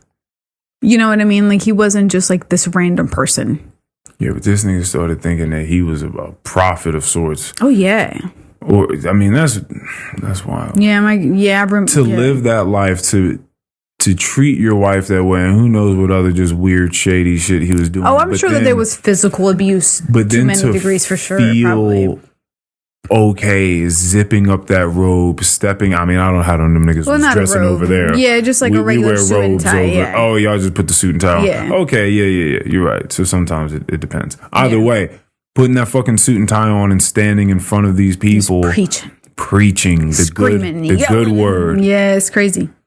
It's super weird. That's a wild double life to live. Yeah, I was always super conflicted about that. I was like, because I was like a really hardcore Christian growing up as a child. Like, this got ingrained in me. Is it ingrained? That's the correct word? Ingrained. Yeah, so I was going to church. I was going to like the revivals. I was doing all the things. My grandmother was a hardcore Christian. I spent a little bit of time with her, and my dad as well. But I remember thinking, I was like, wow, my grandfather's a piece of shit. I was like, he's such a bad person. He's so rude. Like, I never liked him. Like, I don't have any memories. I don't have any good memories of my grandfather. Like I don't remember holding his hand. He probably had a rough ass life. I think he had the worst life. Yeah, and that's why his children they all had a horrible life, Earl. Mm-hmm. They all had a horrible life. All of them. It was so hard. They were so poor. There was nothing back then. Yeah. You know this, you've heard stories? Yeah. So I have a great grandmother who's still alive. She's much older now, but she used to love to tell stories. You know, she says that she remembers when my father was really young, and my grandfather would just like be on some stupid shit and like leave for the night or get mad at my grandmother, and then my great grandmother would have to like send someone over to pick up my grandmother and all the kids, and like they hadn't eaten yet. Like she used to say all kinds of stuff when I was younger. Now the stories get jumbled up. But yeah, I've talked to my dad about it, and over time, like I most certainly am aware that they had a horrible childhood. Just very, very poor. My mom the same. She grew up with an alcoholic father. You know, just not a lot of opportunity. Died of liver cancer. Always abuses. She said that she grew up watching her mother get beat. Damn. Yeah, that's why my mom is so rough. Yeah, she went, and neither of them ever went to therapy or spoke to really anyone about it. You know what I mean? This comes in waves. So, yeah, just both of them just grew up in the worst of households, and so did their parents. You know what I mean? So, That's just kind of how it goes. Yeah, that's just... Ooh-wee. Yeah, because I remember watching my parents, especially my dad, would get so enraged with me when I used to do so many things. I was like, wow, like you're a different person. Like, I remember seeing that in him. Like, and I sometimes felt like I had to remind him, I'm like, I'm your daughter. But like there was just so much hate. But like now I see that, and I can recognize it as someone who never spoke to anyone about all the kinds of abuse this little boy must have endured for however long in his life. You know what I mean? But now you're in your 40s and you have a badass daughter, and all that shit is coming to surface. And it's certainly not acceptable. But I understand. You know? Yeah. Yeah, I think it's different. Yeah, when people go through some really, really hard shit, and then you just like push it down for like 30 years. Oh, boy. And then you're dealing with some badass kids because they have everything, and you're not doing the most awesome job teaching them the value of things. So they're taking advantage of it, and you're probably going back to that place where that thing happened. It's sort of like our coworker. I was just about to say, know someone crazy? That just... I think you should tell a story. That brags about this little motherfucker that she's raising. I heard her the other day, Earl. She said something about, and he took my credit card again, you know? And then one of the other servers, the newer one, she was like, oh, you should really take that away from him. She was like, yeah, I definitely have to. Like that my son took my credit card and he's just ordering unlimited Uber Eats or whatever the heck he wants. So, and I've explained this before. I think that when people do that, when they talk about the way in which their child is misbehaving or not talking to them, they're not responding to them, they're calling their name, they're not responding to them, they're just sitting up in their super expensive gamer chair that you bought them for Christmas, and with their super expensive phone and super expensive headphones. It's super expensive everything, and they're just locked into the game, and they don't care about what you're talking about, but they're going to take your credit card later to order some Uber Eats and whatever else they want for $50, $60. And they just, and also you're 11 years old. And I think a little bit older than he's that. Older. Well, yeah, I think probably like 14, 15. But I think he's been doing this for a while. Not going to school, and they don't want to.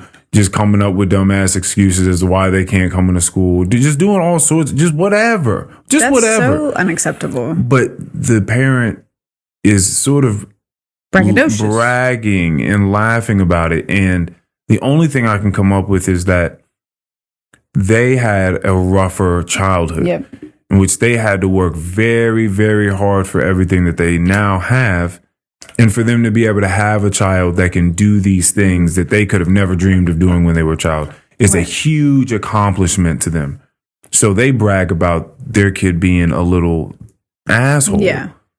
Yeah, because ungrateful asshole. She has no inclination that what she's saying sounds crazy to everyone else. Like you can see it on her face that she doesn't know. In her mind, she is like the coolest mom. Yeah, that's what it is. Thing. And that's another thing is like I'm the cool mom. Yeah. Like they can be friends with me. And then just walk all over you and whatever else. And I told you every time, I have a really bad feeling that boy is going to be a really bad member of society. But like, he's never been reprimanded. It was like one of my old friends, her daughter. I think more so than that, just being pretty dependent. Yeah, also that. Well, it's also just going to make you entitled because you don't know why you're not going to be able to have things. Yeah. Because you weren't taught how to do them. Yeah. You know, or how to work hard, right? How to earn things. It was like my old friend's daughter, and I gave her 2 gifts for Christmas, and she was like 5 half the time, and she literally looked at me in my face and said, "Oh, Von Marie, is this it?" And I looked at her. I said, "Oh my God." And she quickly changed the subject, and unfortunately, we never talked about it. I wish that I would have said something, but I didn't know how to bring that up back then. That was a long time ago. But I remember thinking, "Oh wow, this is really bad." This is where her mind went. She's counting the quantity of the gifts. Yeah. That's how many gifts she receives. People are constantly just giving her everything. She was like, "Oh, you only have 2? It's usually 5." Like, yeah, like there's that's the minimum. So thanks, but no thanks. A 5 gift giving minimum. And I'm always, since I know that kids get overloaded with things, I'm always the practical gift giver. So I'm never popular. Yeah. So I remember that they were like shoes or like something else that wasn't really a toy. I always try to get her a toy, but this Christmas I was like, I know that she doesn't need anything else. Like she's going to be so fine. So she probably looked at me like, this fucking bitch. She got me 2 pairs of brand new shoes. Are you kidding me? No toys. Yeah, that's why I said this to myself quite some time ago, and I have the same idea of it now, and I don't understand how it would ever change. What? But that if I were to have a child, the trope of, well, I want my child to have an easier life than I did completely goes out of the window. And I think that probably should have stopped with us. And so for people that are still using that idea, they're fucking the game up. Because there is a too easy, and we had it easy. So we shouldn't be making it easier for the next people. Right. Like it doesn't have to be tough. It doesn't have to be easier. Because at some point you're not going to be doing anything. Because my life was not hard. It was not difficult. That was my problem, is that my life wasn't hard enough. I didn't know how to deal with things as an adult. But we decided we were going to come up out of the mud and try to start making things difficult for ourselves. For sure.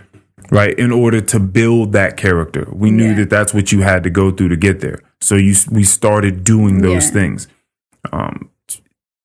Me fucking over a decade ago. Yeah, for sure. Right? But everyone's not going to make that decision. And so if you're not going to make that decision for yourself later on after you've just been chilling, not really aiming like that your whole life, and your parents aren't having you do it when you're young and they're just giving you whatever the fuck you want. You don't have to learn how to work for things. And we do not need to make it easier for the next generation. We don't. Now it's to the point where the shit is weird. Like shit is flip-flop. Life is so good for so many people. I know it's bad for other people too. But life is so good for so many people that we're finding ways to make ourselves uncomfortable. Right. Because we're too comfortable. Yeah, like we got to try to figure out there's too much food. We got to figure out how to diet. Right? Niggas trying to fast. Like, I think about that. Like, you got too many clothes. You got to package shit up, send it out to someone, give shit away. Like you just have, you have mechanics, like mechanical things you're trying to sell. We have too many chargers. We got... We have 3 mini fridges in here now. Or we have 3 mini fridges. You know what I mean? Like there's just certain things that people have too much of. We have 3 computers, 2 phones, 5 watches, 7 laptops. Just all hooked up on the Wi-Fi. 3 iPads. Wi-Fi slow shit now. 17 devices for 2 people. What's going on? The mini fridges are connected. Your watch. Yeah. Just bunch of random. Your Kindle. Yeah, Kindles, right. Headphones, all of it. Yeah, no, it's too much. There's too much going on. We just have too much going on. Like now we have to try to go sit in a sauna. You know what I mean? Thinking about the cold plunges, the cold showers. Yeah. Thinking about just trying to do things to get ourselves hardened some way.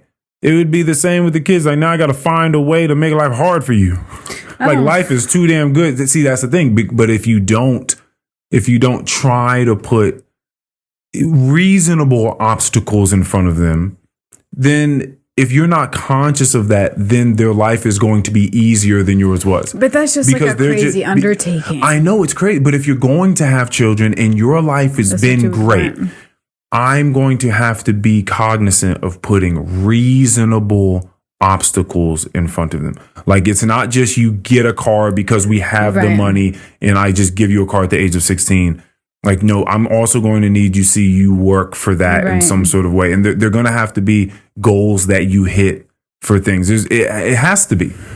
Because if I just got it, then that just means that you got it. Right. So you got a car whenever you hit that age, you get the phone whenever you hit that age, you just get whatever you want. No. That's why it's so difficult for all these I had to work for shit. Yeah. Like, my parents, I wasn't just going to get whatever I wanted. There were rules and regulations with things. There was a certain amount of time that I was going to be on video games. It wasn't just, you didn't just get let loose with all of your toys for however long. It wasn't going to happen. There was a certain amount of time that I was forced to speak to other human beings. I would try to listen to my headphones in the car. I remember what it was like to be in the car with adults. I'd be like, oh my God, this sucks. I know some people love that shit. Like, love hearing adults talk like they want to know. See, I wasn't that person. I was like, you guys, everything you guys talk about is so fucking boring. Now, I'm certain it wasn't. But that's the way I felt about it. You learned a lot. I was like, I do not want to be around for adult conversations. Like, these shits is not what I'm interested in at all. So I would try to put headphones in. Either Julian or my dad just screaming through the head. I can hear them through my music. Oh! Julian snatched my headphones out and be like, you're gonna be with us today on the ride. Put your headphones up. I was like, fuck, I can't even go away in my own world. Like, I had to. There were going to be times where I was forced to speak to them. Yeah, you just had to do that shit. Yeah, but having children is interesting. Like, you're choosing to make life harder for yourself. my whole understanding again has been that it could be beautiful and it could be I'm sure it is. And just like I said, yes, making life harder for yourself, which then makes life harder for them. Well, no, makes life better for you, right? Oh, yes. Making life harder on yourself, making life better for you, those can work in tandem and often do, right? Because you learn, it's like gene expression, right? Like, you express a certain part of yourself that was laying dormant and you didn't know to exercise it. Right. Until you exercise it, and then poof, like some part of you has now been expressed to a new capacity that you didn't know that you could before. And I think that that's what people talk about when they say their capacity for, not only did their love grow, but their capacity for love grew. So I think that there's something in it. No, I think there's a lot in it. The whole point for me just comes to weighing bringing someone in this world so that I can grow in some way. I just don't, that doesn't quite resonate with me. Yeah, it doesn't click very much. Like, if I was going to go with that idea, like, I want to grow and feel the love that it is to have but to bring someone else in for that selfish desire doesn't quite seem right to me right now. It doesn't. And no other reason like, oh, I want to give them a good life because you don't because you don't have to bring them here. They don't. What do you mean you have to give them a good life? They don't need. They're just fine right now. They're okay. You don't have to bring them here to give them a good life. They're fine, right? So logically, doesn't make sense. Now, maybe, as I've have said before, this isn't a logical thing. Yeah, it's not. It's just it's a feel thing. It's a biological urge. It's a biological urge.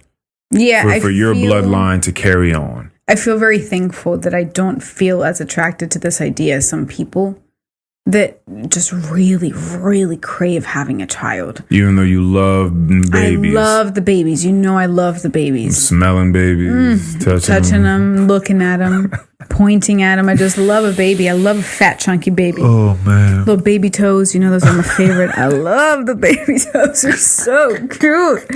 They're like little hams. Like, everything is a donut. It's so freaking cute, but... Oh, a bunch of little pastries. Just so delicious, little babies. It's so funny that people, like, you start to, like, the words you start to, like, the words people start to use, like, oh, just don't. Yeah, no, I love the children, but I just, again, I think I said this to you either today or yesterday, that if I'm 35 and have quite a chunk of money, I may think about it. Right. Oh, that's right, because that's when you were saying that you're not upset at like a Nick Cannon or anyone that just has... If you have, well, I guess there's a caveat there. Right. Because if you have the money, you're a millionaire, you can have as many children as you want. If you can financially take care of them, but your issue is you can't be there for them. And physically, because there's 9 of those suckers. So that's just impossible. How much time you want them to spend around them? You probably got them flying out. He's flying out. I want to raise my child. Like, I don't just want to create a being and then just like, all right, go out in the world and someone does it for me and I'll just like, I'll check in with you though. Yeah. Like, I'm going to check in. I'm going to definitely check in for sure. No, I want to raise my child. Oh, yeah. I want to help them out because I decided to bring them here. Yeah. So, yeah, I would want to be probably like a stay-at-home mom for like 5 years. Yeah, that's a long time. It is. And that's a lot of money. So, I think it might be maybe unrealistic, but if that were to come into my life, I'd have to be. It just all depends on what the current circumstances are. Yeah, but financially, like that would be my biggest turning point. If I can just not work for a really, really long time, I might make a selfish decision. You know, just to experience the love of because of birthing a child and raising. Yeah, because if I know that I will have like financial means to be able to put these hardships in place, and like I can make that time. I can use my time to like devote it to this little person. Right, like you have all the necessary resources. Yeah, then I'm down to devote 5 years of my life to that. Yeah, it's very cool. Well, first of all, to like do it full time. Like no, to be a stay-at-home mom full time. Like, I understand. Devote 5 years, and it's like, all right, motherfucker, go out there, buddy. We'll figure it out, man. No, just to be very, very hands-on. But yeah, man, I as always, I find it mind-blowing for people to have one child, let alone more than one. It's fascinating. Like it's people just when you ask them. I have 5. You got a little one? Oh no, I got 5. What the fuck are you talking about? You have 5 of them. Ooh. That's so crazy. A lot of lives. That's so much responsibility. Personalities budding. So much money. How do you financially support 5 children unless you're a gazillionaire? Like you work every day of your life. You work really hard. You don't spend much money on yourself. And you probably become very economic. Again, you adapt. Yeah. You find out exactly what it is you need. Not want. Like you can't go without. Like it's a must. Yeah. Exactly. And then what you can get for the child that the child wants or the children want. I was at Target Target the other day, and remember when we went to Grudo's? Yes. With the line. Grudo's ice cream shop with the line. Yes, that you love to remark on so much. You gotta sit in line at the Grudo's. And there were these 2 parents with these young children that were going fucking crazy, and they looked so tired of each other and tired of the children. Like, the mom was really trying to give them some energy, but the dad was just like, stop. Like, don't talk to me. He's like, yeah, it's great. Like, it's just whatever. When I was at Target the other day, this little boy was like, Dad, can I have this chocolate, please? He was like, yeah, it's fine. Put it in the cart. Like, he was just so done with it. It was just put it in the fucking cart, like, so we can go now, please. Exhausted. Because to some degree, having a child must drive you insane. Oh, it must be the craziest thing in the world. Just the way that woman in the cafeteria just kept having the same conversation with you over and over every time you saw her. But this is your child. And you were just like, what is going on? Like, am I living in a quantum loop or something right now? Like, what is happening? You just have a child. I'm certain that was the 8,000th time that man in that store. In that store. Or you can have parents like mine who said, if you ask me for something in the store, I'm going to beat you. So don't ask me for shit. And guess what, Earl? I never had an issue with asking for things. Never. I knew. And you don't act a fool in the store. That's why I always... You never embarrass them. Never. That's the thing. You never embarrass them. Never. And when I did, it was not good. I learned my lesson. Never did that shit again. Yeah. I didn't really. It's just because I knew better, so I wasn't really. There was like one time in a pharmacy that I just remember, like my mom, like trying to twist my ear or something, but she really wanted to like slap me. I was also a just chill doing something kid. Like, stupid. yeah, I wasn't really trying to cause a ruckus out in public. Yeah, you for were any minding reason. your business probably a bit Yeah, more. I was minding my fucking business. I was probably looking for a bit of attention. Yeah, just like wanted to act out, maybe just frustrated and annoyed. Yeah, I mean, they say that about, well, I'm a middle child. Yeah, I'm an oldest child. Yeah, so yours is a little different Yeah, I in had a that, different experience. which is interesting. And my sister, I believe, to have been favorited. I always believed that very strongly. It just seemed very apparent to me as a kid. And it made sense because it does. she was a way more calm, relaxed, non-confrontational person. And I am asking every question under the sun. There you go. I follow zero rules. I was just wanting to figure things out as a child. Yeah, so that makes perfect sense. Yeah. And Natasha was just minding her business, just following the rules. It just takes time. My father and my relationship was strained, to say the least. Exactly. Until I was able to grow into an adult and we could just speak about things and just be adults around each other. It just took time, but it took decades. It took a long time. Yeah, you're 32, man. Yeah. That's a long Like we're in the best stage of our relationship right now. For sure. Sometimes it just takes that time and you just see things evolve through time. You're like, how are we friends now? Like, how do we enjoy each other? Like, this was not the case. I was terrified of you. You definitely did not have a fun time raising me. Right. How did we end up here? That's cool. Yeah, man. And some people, were just... And then sometimes it's the opposite. And you see things deteriorate over time. It's like, damn, like we had something. Like, what happened? Yeah, and sometimes you just realize, like, you got chosen into this place, but, like, we don't really like each other that much. Like, you wish... Like, I think my parents wish that I was a bit more simple and more relaxed because that would just make a bit more sense for them. You'd be a bit more convenient. Yeah, for them. more They convenient. wouldn't have to work as hard in social interactions with you. Yeah, for sure. Yeah, so I realized that in order for me to be able to have a relationship with them, I just had to take all the steps back. It has to be very minimal and very distant. And that feels really good for me. I'm sure that they probably don't love it very much, but I was having way too much anxiety and I had to fix that. And this feels great. This makes sense for me. Bathroom break. Okay. Bathroom break. And we're back. Bathroom break. Of course. Thank you so much. This is so nice. So. How cool, man. None of that matters. I've spoken enough about my family. That's a lot. We have embarked on both of ours very first audiobook listen. Oh, yeah.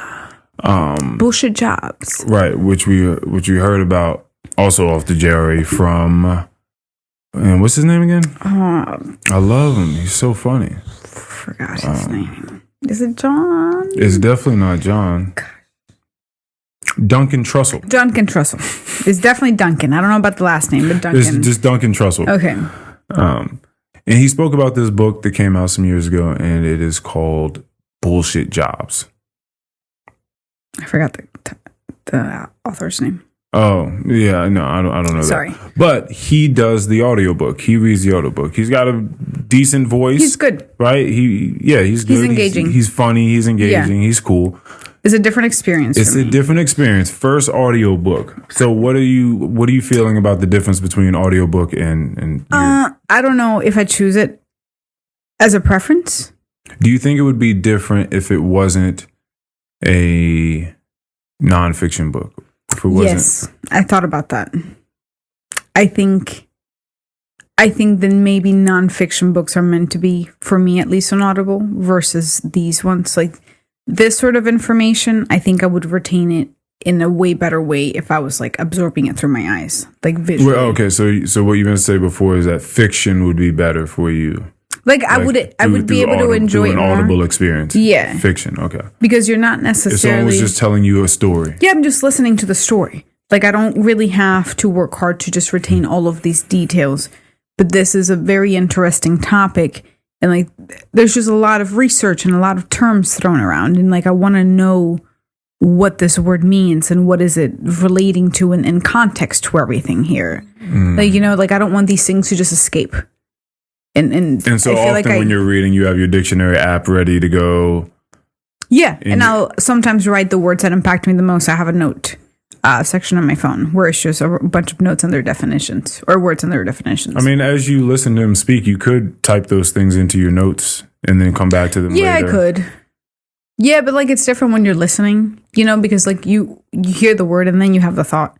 And he's already speaking, and then I'm getting my phone out and like you'd have to pause it, rewind, go pause back. it, rewind. And I'm just lazy, so maybe that's not quite the same as pausing when you're reading. No, you just like stop pausing, reading. You're like pausing, yeah, and that's it. Yeah, and pausing audio is a little different, doesn't it? It seems so. But I definitely don't dislike it. It's taken me a moment to get into it.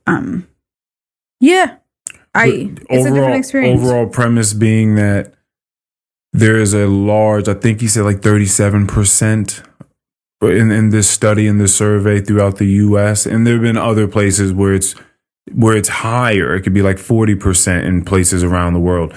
People, working class people, feeling as though their jobs are bullshit. And that definition roughly being approximating something like something that is so sort of useless and stupid that the person that holds the job can't be convinced that it matters at all what they do, and that anything in the world of significance would change if their job disappeared. Right.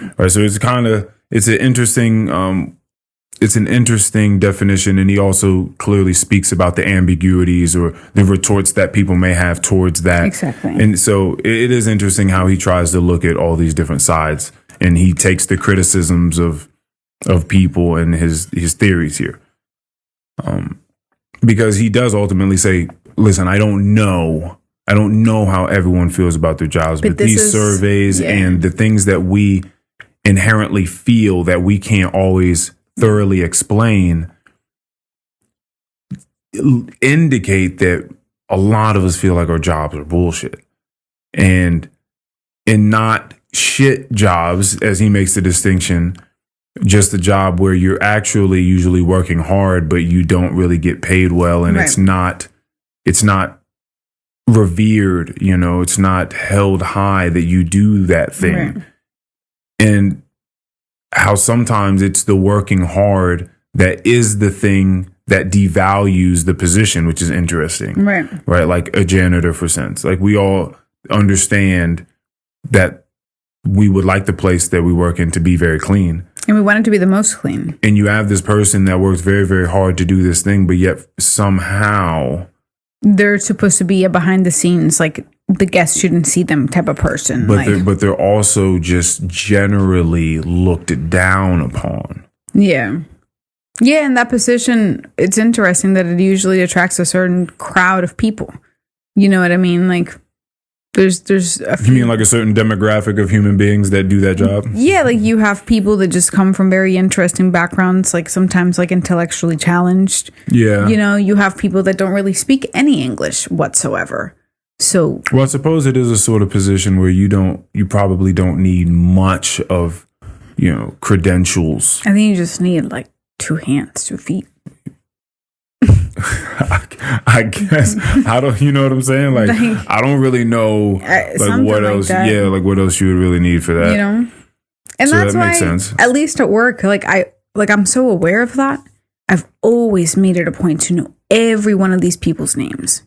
Right, and so the point being is that the differentiating factor he makes is that those are shit jobs, right? Because they make people feel bad a lot of the time, and people treat them, but they're necessary jobs, not bullshit jobs, not to be confused with bullshit jobs, which are usually a lot of corporate gigs. And I've seen this happen where like titles would just be built for certain people, and they just house someone now that doesn't really need to be there. And we know many of those. Yeah, it's really crazy. We've seen them happen over time. It's very interesting how that happens, but there's just a lot of people that feel that way. And then there's just these interesting mixes of the two, the shit jobs, the good jobs, the great necessary jobs, the bullshit jobs. That are also kind of bullshit jobs, yeah. And so there's a lot that goes into, there's certain professions that people have and they feel great about it because they know that what they do means something. That's why a lot of people feel so great about taking pay cuts and going to work for nonprofits. Because you did an honorable thing. You took a pay cut because you know you're not going to get paid well unless you're like running the nonprofit. And you're doing great things. You're probably saving children or animals or the earth. Yeah. Or whatever. Yeah, it probably feels it must feel really good. Like, okay, I'm doing something. Yeah, man. Yeah, that's why all those people are kind of made fun of in the way because they're kind of weird and overly passionate. And sometimes there's... well, because they really, really care about what it is they're doing. I get it. But if you're going to be weird about something... But I appreciate that. Be weird about... No, for sure. About caring for people. Philanthropic endeavors. Yeah, no, I enjoy that.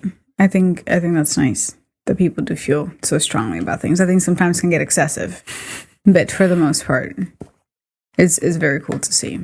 What does an excessive helpful person look like? Like, what are they doing? How are they pissing you off? Helpful person? Yeah, like, well, one of these people that care and are a part of nonprofit organizations that are out there saving the whales or whatever the fuck they're doing. Well, you know that one local girl, I'm not going to say her name.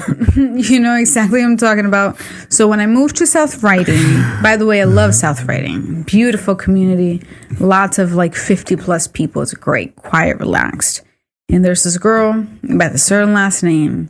And she's on every Facebook account. She's at every rally. She's at every convention. She's at everything. She's everywhere at all moments in time. She's trying to be a staple in the community. She's trying to save the children. She's trying to save the black kids. She's trying to save the Asian kids. She's trying to save the gays. Yeah. She's trying to help you organize. She's trying to help you clean. She's trying to help you get close to the refugees. She's feeding the homeless. Like, she's doing so much. It's like her life is helping people nonstop 24/7. Hey, it's so crazy. Hold on a second. Hold on. How we can't hate on this. I'm not hating on that. It's just she's a hater in the sense that if you don't, that's the only issue, right? Yeah. Is that it gets iffy because a lot of these overly passionate people can't really see things from the other side because they're blinded.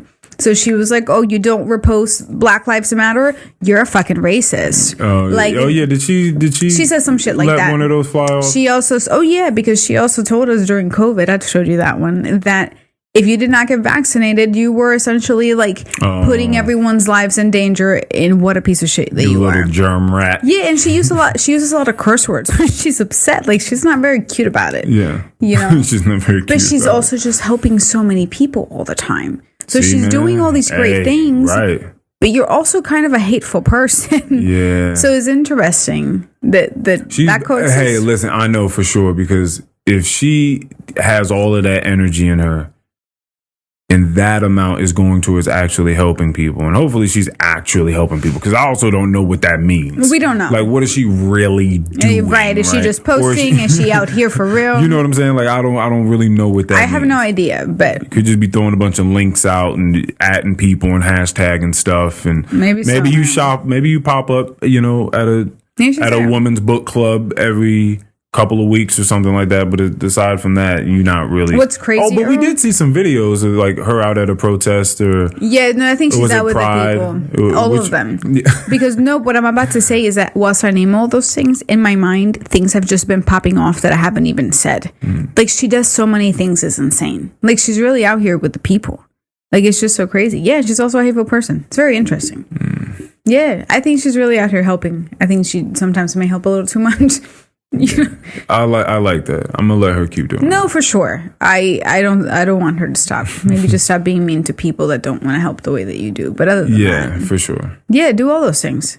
I'm with that. Do all of them. Yeah. So the fact that this is just riddled throughout. Oh, because I don't think I said the percentage. I believe that he said the percentage is 37% of Americans feel this way. Yeah. About their job, and it was like an overwhelming. Like 60 or like 50 something percent, 52% thought no. And then the whatever's rest, is it 10%? I think was like, I'm not sure if I'm participating in a bullshit job. But that's still a lot of people. That's over a third of the people. If you go to other countries, it's just resounding numbers. Staggering. And that's very, very wild that we feel that way about things that we're doing a lot of the time, especially people in corporate sectors I feel like, what is actually going on? Like, yeah, it's just you listen to stuff like this and then you just start looking around, and just like you think about your life and you think like, how much do you participate in this and to what degree? You know what I mean? Like, and how do you feel about the degrees that you do participate in it? You know what I mean? It's interesting. It's like a little game. Yeah. And are you okay with playing this game? Yeah. And how do you want to play the game? In that game that I was watching the RDC boys play, what is that game? I'm Human or Become Human or something like that. Something like that. And that's what the game was about. Was about these fucking artificial intelligent beings, these robots that would help the people out. Trying to become good people. Just coming to these moments where they had to break out of the matrix that they had been trapped inside in order to make a decision that they were not programmed to make. And you have to physically like tap buttons and shit like that to break out of the matrix, to break out of your programming, to become human and start making your own decisions. Right. Yeah, people just kind of just be locked into that game sometimes, and you're just playing. So people could just call the rat race. The rat race. And 30 years pass by. Just running through the maze. Running through. It's crazy just how swept up in momentum you can become. It's pretty wild. Like when we were reading that story from the book Humans. What's the guy's name that wrote that? Do you know? Yeah, Brandon Stanton. Yeah, right. Those are such great excerpts of people's lives. Such cool little still shots. Because all of them are so profound in their own little way. No matter how happy or hopeful or sad or how short or long they are. Right. But for this one girl, was she in Germany to be talking about the nightlife, the weekend, living for the weekend. The weekend's coming back up. Friday, Saturday, Sunday. I read that when I was on shrooms and you were recording with Mikey. I was sitting outside and like the sun was setting and I was just like in her mindset. I was like, oh my God. Like imagine like literally just living. I've known these people. You've watched it on TV. Yeah, we getting back out there. Because everyone is always the star of the night. Drugs. You know what I mean? We all dancing together. You can just rub up against people. It's all kissing good. Everybody, we're all sweating. safe. Everyone feels safe. I'm going to see you again next weekend. Like we're all one big family. Drugs everywhere all the time. Drugs, drinking. And it feels so good. But just more than anything, just pure adrenaline. Just pumping. All the endorphins. Endorphins flying. And then Monday rolls around. And you're just out there zooming. I mean, I'm certain the Molly, the cocaine running through their system. You're just, it's one big blur. But it's in the way that music sounds, it's pumping through your soul. It's so like you just feel it inside of you. Nothing feels like that. And then Monday comes around, you go back to work. But you're like, but it's all right though. Because we're getting to Friday. Yeah. And maybe even Thursday. Because the Thursday for a lot of people is you go out and hit a little bar. Like you started off, you ramp back up to Friday. And then when Friday comes, because Thursday people be going out for happy hours. Thursdays, yeah, but people do happy hours every day, but I feel like Thursday is a busier happy hour. You're right. For a weekday. It's the end of the week. And then exactly, because people like to start that celebration a little early. Just have a couple drinks, hang out, talk to somebody. Then we get fucked up. Then Friday comes, and you're fucking out. It's hilarious. It's crazy. Allison was telling me about my stepmom. For those that don't know, was telling me about, because they love to go and just listen to live music a lot. Seeing people, it just makes me laugh. Seeing women really like fawning over these live musicians. Really? Because the live musicians are they're the town's rock stars. Like if you've really made it to the top and you get most of the gigs around the bars around town, you're going to start to see a lot of the same guys. And those guys are up there fucking playing your favorite songs in front of you. And they're shredding guitar and hitting fucking drums. And you're having the best time. And you're a part of that life. Every weekend. Where you go out every weekend and get swept up in this. So yeah, there's like these local fucking rock stars on stage jamming in front of you. That shit really happens in just regular hometowns. Like you don't gotta be fucking Steven Tyler. You don't have to be Just gotta Joe be the guy Perry, downtown Manassas. just downtown Manassas. That's interesting, right? Like being that middle-aged woman, like in your 40s, 50s, like fawning over the guys in the band. Yeah. Like you never left that spot. That's kind of crazy. Man. Just still out. You're in the mix still. Out in the mix. That's crazy. Just out there. That's a crazy life, man, being in the mix, you know? That deep club life. Yeah, just like I did it so much in such a short amount of time. Like I just remember it so vividly, and I remember thinking like I need to stop this. It can swallow you up. Oh, I remember like that weekend where I was just like jumping around. I told you I was just doing coke. I was living like a DC princess. It felt like I was just going everywhere with everyone, doing everything, just floating. And then I woke up and then I felt like shit. But then I thought like, oh, like I kind of want to do this again. And I was like, oh my God, Von Marie, this is really bad. I was like, you can't come back here again. And that's why I stopped hanging out with my friend Brad a long time ago, because I got scared. Yeah. I was like, oh, you got scared out of it. Yeah. I was like, I really like this. Because I almost saw him like going down a path that I didn't want to go down. And he didn't want to stop. He was going full force. I was like, I'm scared. I was like, this is for me. Yeah. I know that this is for me and I would be really good at this. Yeah, I was certainly, I think I would have been like a high-end hood rat running through DC. Yo, there's a line, Meek Mill's song. Which one? What was it? Big shit? I don't know a lot of his songs. Do a split on the dick. If you really with the shits, little bitch. Oh, yeah, this is good. Her girlfriend asked, should I let him hit? She said, girl, you better fuck him if he rich. Yeah, that resonates. Now that's the one. Melly.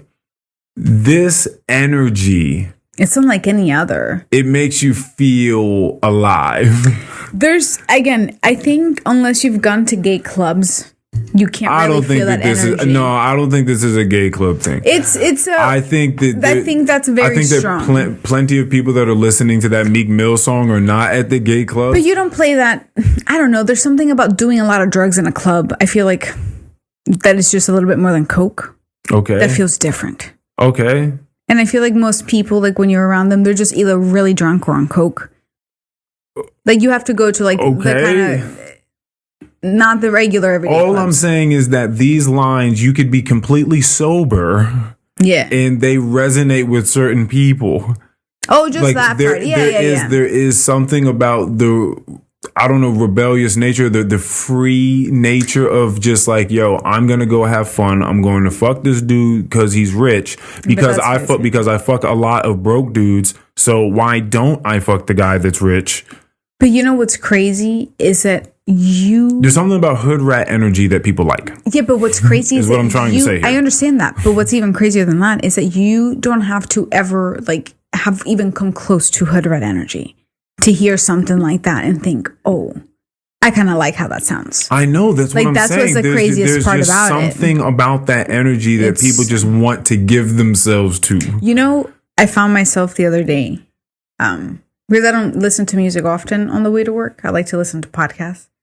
And I was just shuffling music and I had a Jonas Awful moment from that new episode of Black Mirror because what's that song? That's really bad. With the City Girls, but it's on the... I wouldn't know it. Oh my gosh. It's one of their older albums, but they're singing the most ratchet song. And I think Young Miami is one of the most horrible things that anyone could ever listen to. Her voice is just so bad. Oh. It's so screechy and annoying. And I just think as a rapper, she's not talented. Oh, okay. Yeah, like she's just... Is she just not... She sounds... What's she not doing? She sounds like a screech to me. Like she's just... So it's mostly the tone of voice. It's not the words she's saying or the... And the words. She just sounds bad. But anyways, this specific song is so ridiculous. And it was like the song that they were playing on the beginning of Jonas Awful. Yeah. And I found myself like it's just super ratchet. Yeah. And I found myself singing along to it to work. And I was like, oh my gosh, like that's hilarious that this got me for a second. Like, I can see you enjoying that. I know, and I do, and that's what's crazy. That I've never been this person. No, I think you are. I think hold on, listen. I think that there are parts of us that are there. Yeah, for sure. And you work to not be that thing. And I worked really hard. But that when there are moments for you to be able to release that energy, that like, part of yourself, it's nice to do that. That's like we cry together. It's the same thing. I know. Just the fact that you love like just screaming and saying these nasty things to someone else, like just getting that off, feeling good. It feels weird. It's crazy. It feels so That's a crazy thing for that to feel good, but there's some part of you that houses that feeling or that energy, and it's good to be able to get it out through someone else's music. I remember feeling that again that weekend that I spent with my dear friend, and it was just, we did so much in 3 days, man, and it felt amazing. And I was like, oh, I can never do this again because I'm not going to stop. It was crazy. It gets a hold of you. Yeah. That party life will take you down, man. Yeah, and then you just see people, trying to figure it out now. That hopefully weren't going as crazy as some people were, but it's hard. It's just tough because you're surrounded by you. Like if you spent too much time in it, those are your friends. Those are the people you've been ripping and running the streets with. And that's all you've ever done. So you're like, who tries to bring it up first? Like who steps out of it first? Who's the first person to say, hey guys, I read this book the other day and I don't know. I don't feel like we're doing this right. Like so it made me question some things that we're doing. Someone has to come to the group with some sort of epiphany, and the others have to be open to it and be like, damn, we all kind of have been just sad together doing this. Maybe for 7 years. Maybe we should try something else. But for the most part, I don't know if it's gonna just sweep through the entire party that way. And then that's when you start leaving people behind. Start carving your own path and doing. I lost all of my friends. That I needed to start from. Listen, man, I feel it. Oh, yeah, I wasn't even talking about that. I know, but that's how it happens, Yeah, thankfully, I realized where I went wrong in some relationships, and I figured out who I had to leave behind in others, and it feels really good to start from zero. I'm really choosing the people. Yeah. And, now, if the person just turns out to be a freaking weirdo, then that's on me. I'm not doing a good enough job. That's facts. And before... Yeah, you're young, you're stupid, you have no idea. You just chose them by accident. You just found yourself around people, and then your friends. They're here, so they're your friends. Yeah. So I'm definitely enjoying being an adult and meeting people and figuring out who I want to give a bit more of my time to. Yeah, and I think last time maybe it got misconstrued. I don't know if we were doing shrooms back then or not too. I think we also did shrooms in the last episode, but. Yeah, I definitely love people and love being around people, but I'm not giving my time to just everyone because they're there. No, you said that roughly the same way you said it last time. So if it was misconstrued, then it's going to be misconstrued now. But but yeah, no, I definitely, I love people. But look, we're at that part of the pod. Yeah, where you just got you just start copping out and just saying wild shit. Thanks, Earl. Hey, listen. Ultimately, I love people. I want the best for. Was that what gonna come next? I want the best for everybody. Listen, God bless everybody. The people that know me for real on the streets, on the real world, know who I am on the outside. I'm not worried about any of that. Yeah, but it's nice to be able to be an adult and start from zero. That's very cool. Most people don't have that opportunity. You're bringing friends from high school that are just there by default, or maybe college, and maybe you are happy with them, maybe you're not. It all depends. Maybe they are secretly racist and hate your partner. But hey, for old time's sake, Shit. Whatever the situation may be, I think there's many relationships that are shaky because there's many things that happened when they were younger that probably have not been able to be talked about over time as you get older. So that feels nice. They need to come on the pod. That's nice. Yeah, man. They need to come on the pod. Come talk to me. It's very cool. I feel very happy that so many people have come through the home. Oh, that's just wait, y'all. We're going to have a slew of interesting people come by. You ready to go do some other stuff? We got a pizza going for me. Let's do it. I'm going to have a bite of that. Thank you, everybody. Thank you very much.